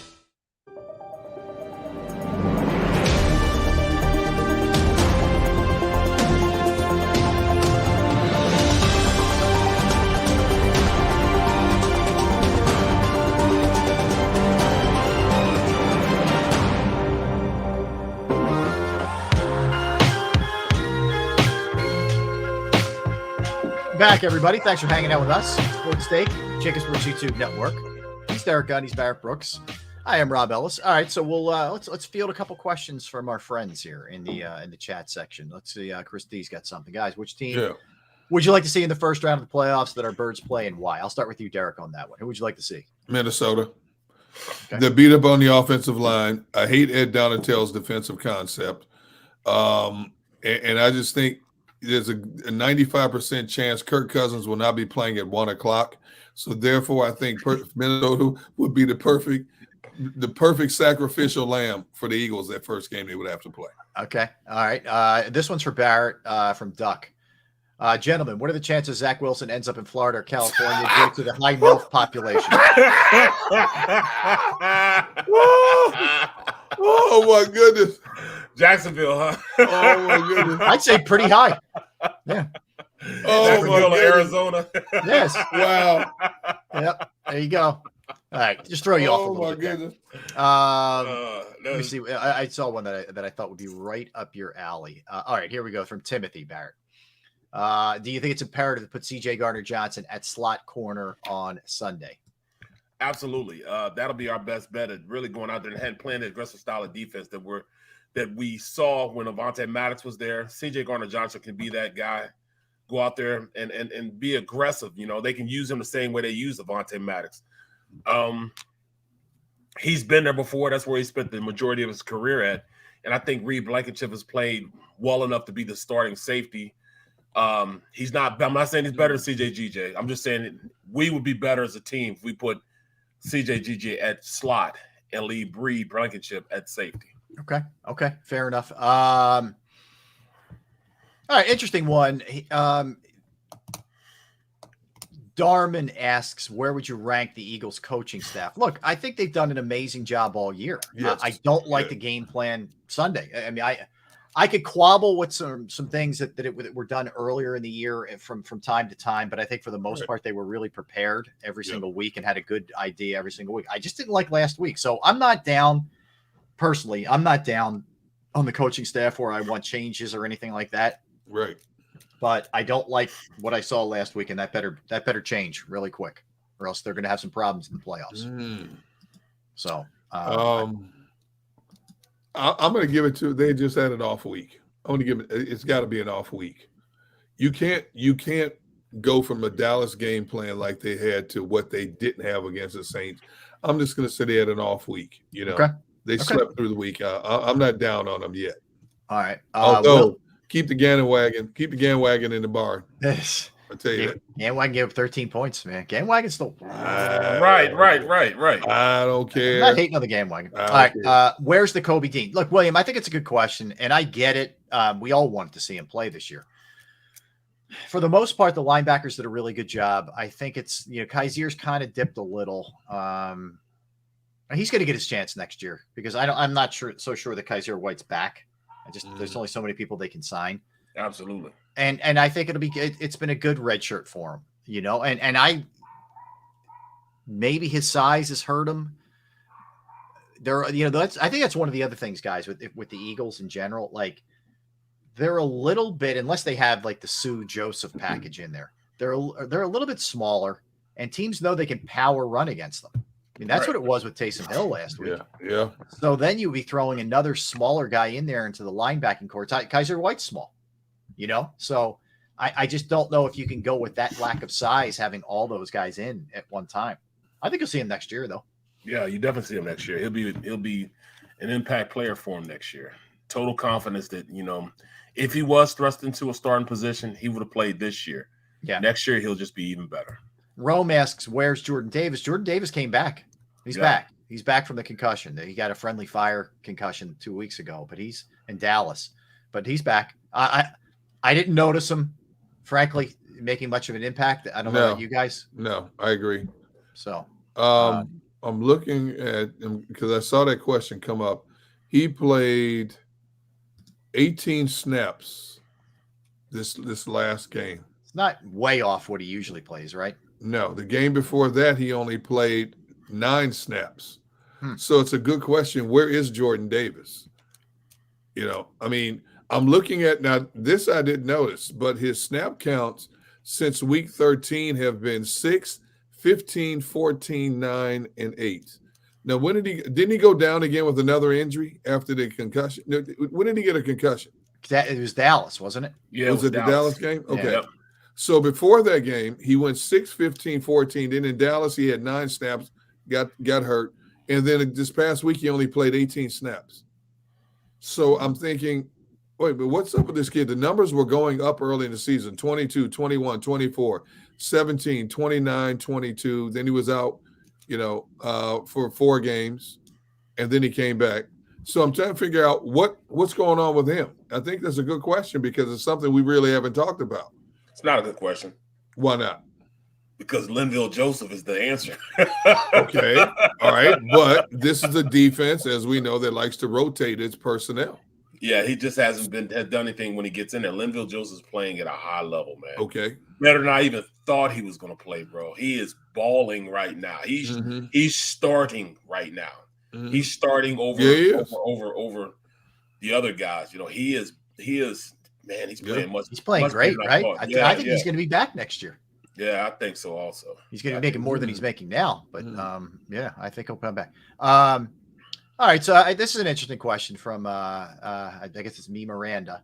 Are you guys confident Landon Dickerson and the O-line will protect Jalen on Sunday? 6 sacks on Minshew last Sunday. Fair question. I do think some of them you have to lay on the feet at Gardner for holding it too long, and we know that won't be the case with Jalen. He'll get out of there if that's the case. But I don't think the offensive line played well. Let me be clear about that, too. That's obvious. They weren't locked in. Neither tackles played well last week. Kelsey wasn't great. Nope. No. The whole line wasn't great. Yeah.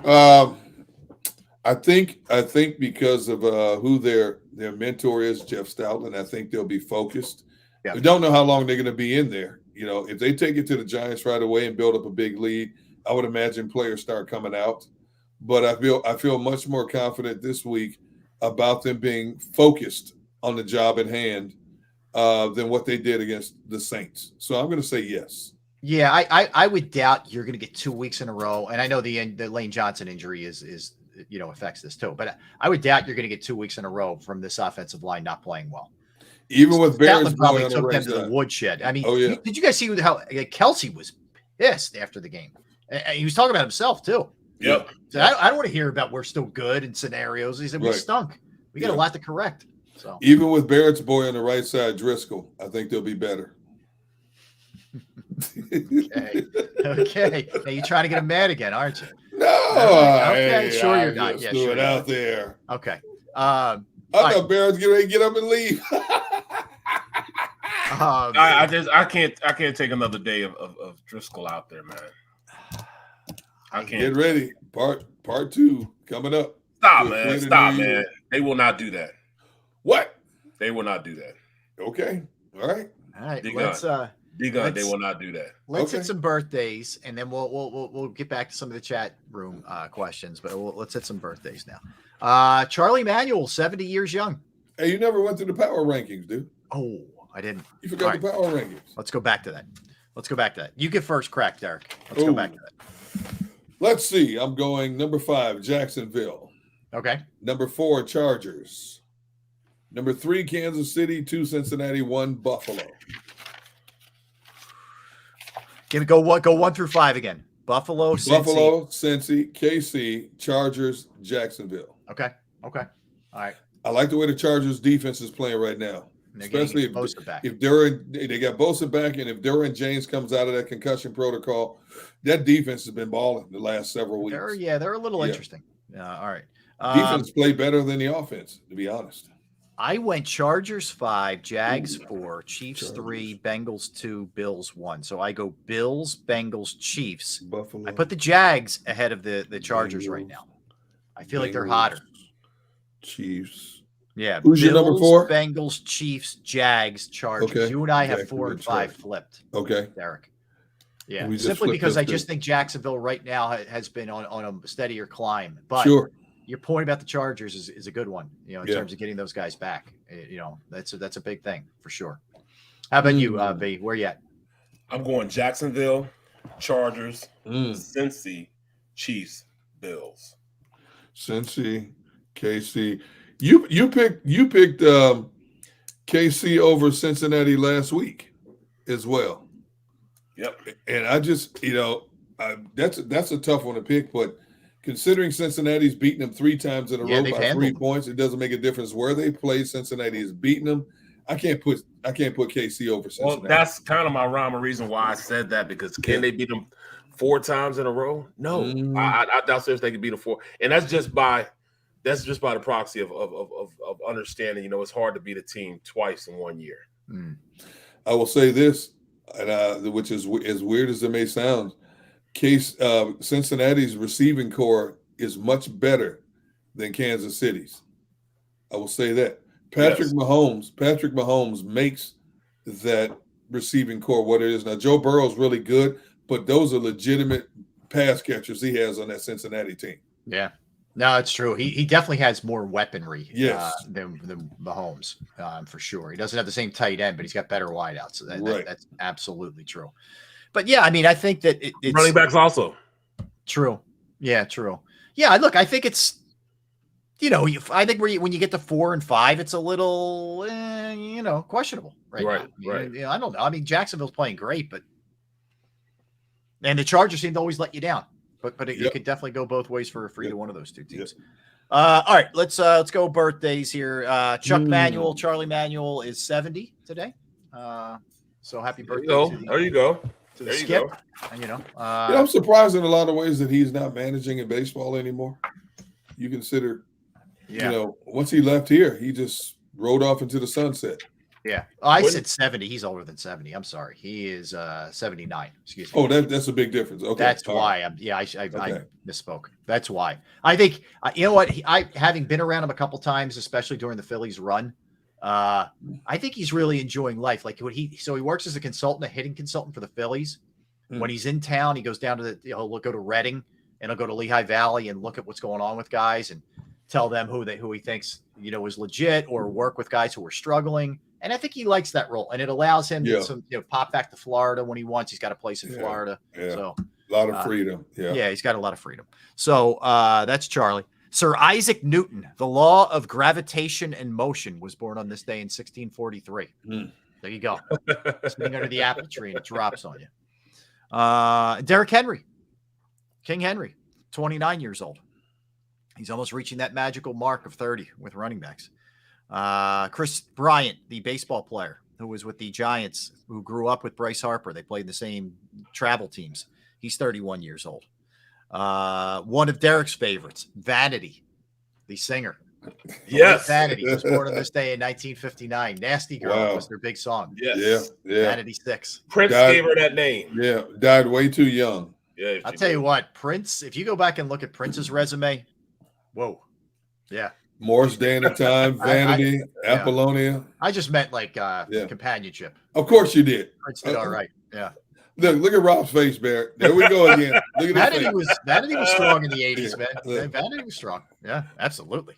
Who was the Apollonia? Who was in his movie? Was that Vanity or was that who was? I thought no, that was Apollonia. Apollonia, yeah. Couldn't go wrong with either, really. No, no, not at all. All right, so Don Shula, born on this day, 1930. Don Shula, last undefeated team. Floyd Patterson, the boxing great, born on this day, 1935. The all-time greats, Floyd. Oh, you missed a coach. Who did they miss? Mel Tucker. Oh, Mel Michigan Tucker. State. Yeah, Michigan State coach. Oh, Michigan State. Oh, he's done a nice job there. Yep. Where are we? All right, Michael Scott Stipe. Frost. Who? Scott Frost. Scott Frost, Oh, former Nebraska coach. Yep. Yeah, now in Central Florida. Yeah, he was. It's a shame it didn't work out at his alma mater. That's for sure. Right. Michael Stipe, REM singer, lead singer, 63 years old. Diane Cannon, actress who used to always be at Lakers games back in the day with Jack Nicholson and that whole crew that always used to go to Showtime games, is 86 years old. Can't believe she's 86. Wow. I know, man. It's crazy. Born in 37. Diane Cannon. Colin Sexton is 24 years old, NBA guard. That's all I got birthdays. Wasn't a ton of them today. You guys got anything? Eric Weddle. Who okay. came out of retirement last year to help the Rams win a Super Bowl. Got a ring. Yep. Got his ring. Tina Knowles, the mom of Beyonce. There you go. Okay. You know, Barrett. There you go. There you go. And Coco Jones, who's from the Disney film Let It Shine, 25 years old. All right. Yep. Also, Mr. Drag On, big time rapper back in the day. You know what I'm saying? When riding motorcycles and stuff was great. He was part of the Rough Riders, Deborah R. You know, Drag On. You know, spit these bars. Great song. Nice. Let me see who else. Jill Marie Jones. You guys said Jill Marie Jones? No. From Girlfriends. Okay. My girlfriend. Yeah. Wait, say that again. I can't do it. My voice is messed up. Hear that? I tried. I can't do it anymore. Wait. Do one more time. Let me hear that. No, I can't do that. Daphne, what's it? Ken Cohen? Coleman. He was yesterday. Coleman, Daphne Coleman. Oh, somebody. Oh, Daphne. Daphne Cohen. Oh. She's from His Dark Materials. I like the show. That's why I know it's her. Well, he had another comedy back in the day. He's been her. in It's a number of her. movies. Daphne is her. Oh wait, no. This is somebody else I'm thinking of then. This is her, yeah. Okay. Daphne Combs, yeah. She's from, really, really good show. His Dark Materials. I like the show, so that's what I'm saying. Very cool. Very cool. So here's where we are with sort of the big stories and everything else we've been discussing. There really isn't any kind of update on DeMar Hamlin. We're all sort of sitting and waiting for something hopefully positive. That's sort of where we are. I'm sorry, it's Keen. Daphne Keen. Okay. So no real update right now, for sure on where that is. But as soon as we get anything, I'm sure Sills will pass it along, who's on after us. But if not, we will discuss tomorrow. From an Eagle standpoint, both coaches playing it sort of safe, which you would expect. Right. No announcement on Jalen Hurts. Look, we're going to know if he's out there with the ones, I think, tomorrow and not in a limited capacity. Jalen Hurts is going to be the starter on Sunday, I would think. But Derek, you're not so sure. I hear you. Fair enough. Not so sure. Dable won't announce, but you can mark it down. You're not going to see Saquon or Daniel Jones. I just would be shocked if that's the case. So we're probably looking at backups for the Eagles as far as that goes. I would think. I don't think even with the hey, we'd like to stick it to them and all that stuff. You can't risk those guys. And Saquon's really banged up. He needs a time off. He could use a week. Yeah, because they play that next week. They're playing. Yeah, there's no time off for these guys. This is why this is so important, man. Even though the Eagles are getting some people back, a lot of those guys are out there dragging, legs and limbs, and they're feeling it, man. They just need the time off. So they need to take care of their business, secure this. All right. So tomorrow, Gunner, Jordan Raynon. Wait. Not tomorrow. Friday. Wait, let me. What's tomorrow? Friday. Today's Wednesday. Yeah, Friday, 12:30. Jordan Raynon. Excellent, man. Yeah, looking forward to talking to Jordan and get the latest on what he thinks. And I'm curious what he thinks just about the setup here for the Eagles. He's a guy who used to cover the Eagles, who's covering the Giants now, but he gives a pretty good perspective on where things are with that. So we will talk to Jordan on Friday. So looking forward to that as always. And look, we'll continue. Tomorrow we'll do our NFC power rankings and get you more set for this Eagles-Giants game and kind of just look around the league because there's a lot happening. It's a crazy week. There's still a ton of teams that either are vying for a spot that aren't in yet. They're seeding still at place. So there's a lot happening right now around the league, which is great. I mean, it's exactly what you want it. You want it coming down to this last weekend, as it always seems to do. Yes. And you just never know, man. And that's what you love. You don't want all these games to be practice squad games. No, it's the last thing you want, man. That's for sure. All right. So want to thank everybody in the chat room. You guys are the best. That's for sure. Want to thank everybody in the streaming and everybody listening. And by the way, if you ever miss any of our show, or if you come back, oh man, I missed that segment, go to jakibsports.com or you go to JAKIB Sports YouTube channel. That's all you need to do. You can not only go back and watch that segment, but you can watch the shows in their entirety. All right. So it's a great way. You know, you're driving home. All right, let me hop in the car, find out what's going on. What did I miss? Are you working out? Are you going, taking a walk or exercising or doing whatever you're doing? We're right there for you, man. All right. So we're back at it tomorrow, same time, guys. Looking forward to it. Want to thank Xander Krause for producing the program, everybody for hanging out with us and watching. Don't go anywhere. You got Dan Cilio with the National Football Show. He's Derek. He's Barrett. I'm Rob. It's been a lot of fun as always. We're back same time, 12 to 3 Eastern tomorrow. Have a great day and night, everybody. Thank you. Go for the beers. Go for the cheers. Go for the hit and the hits. Go for the scene. Go for the screens. Go for the gallery. Go for the win. Go to Ocean.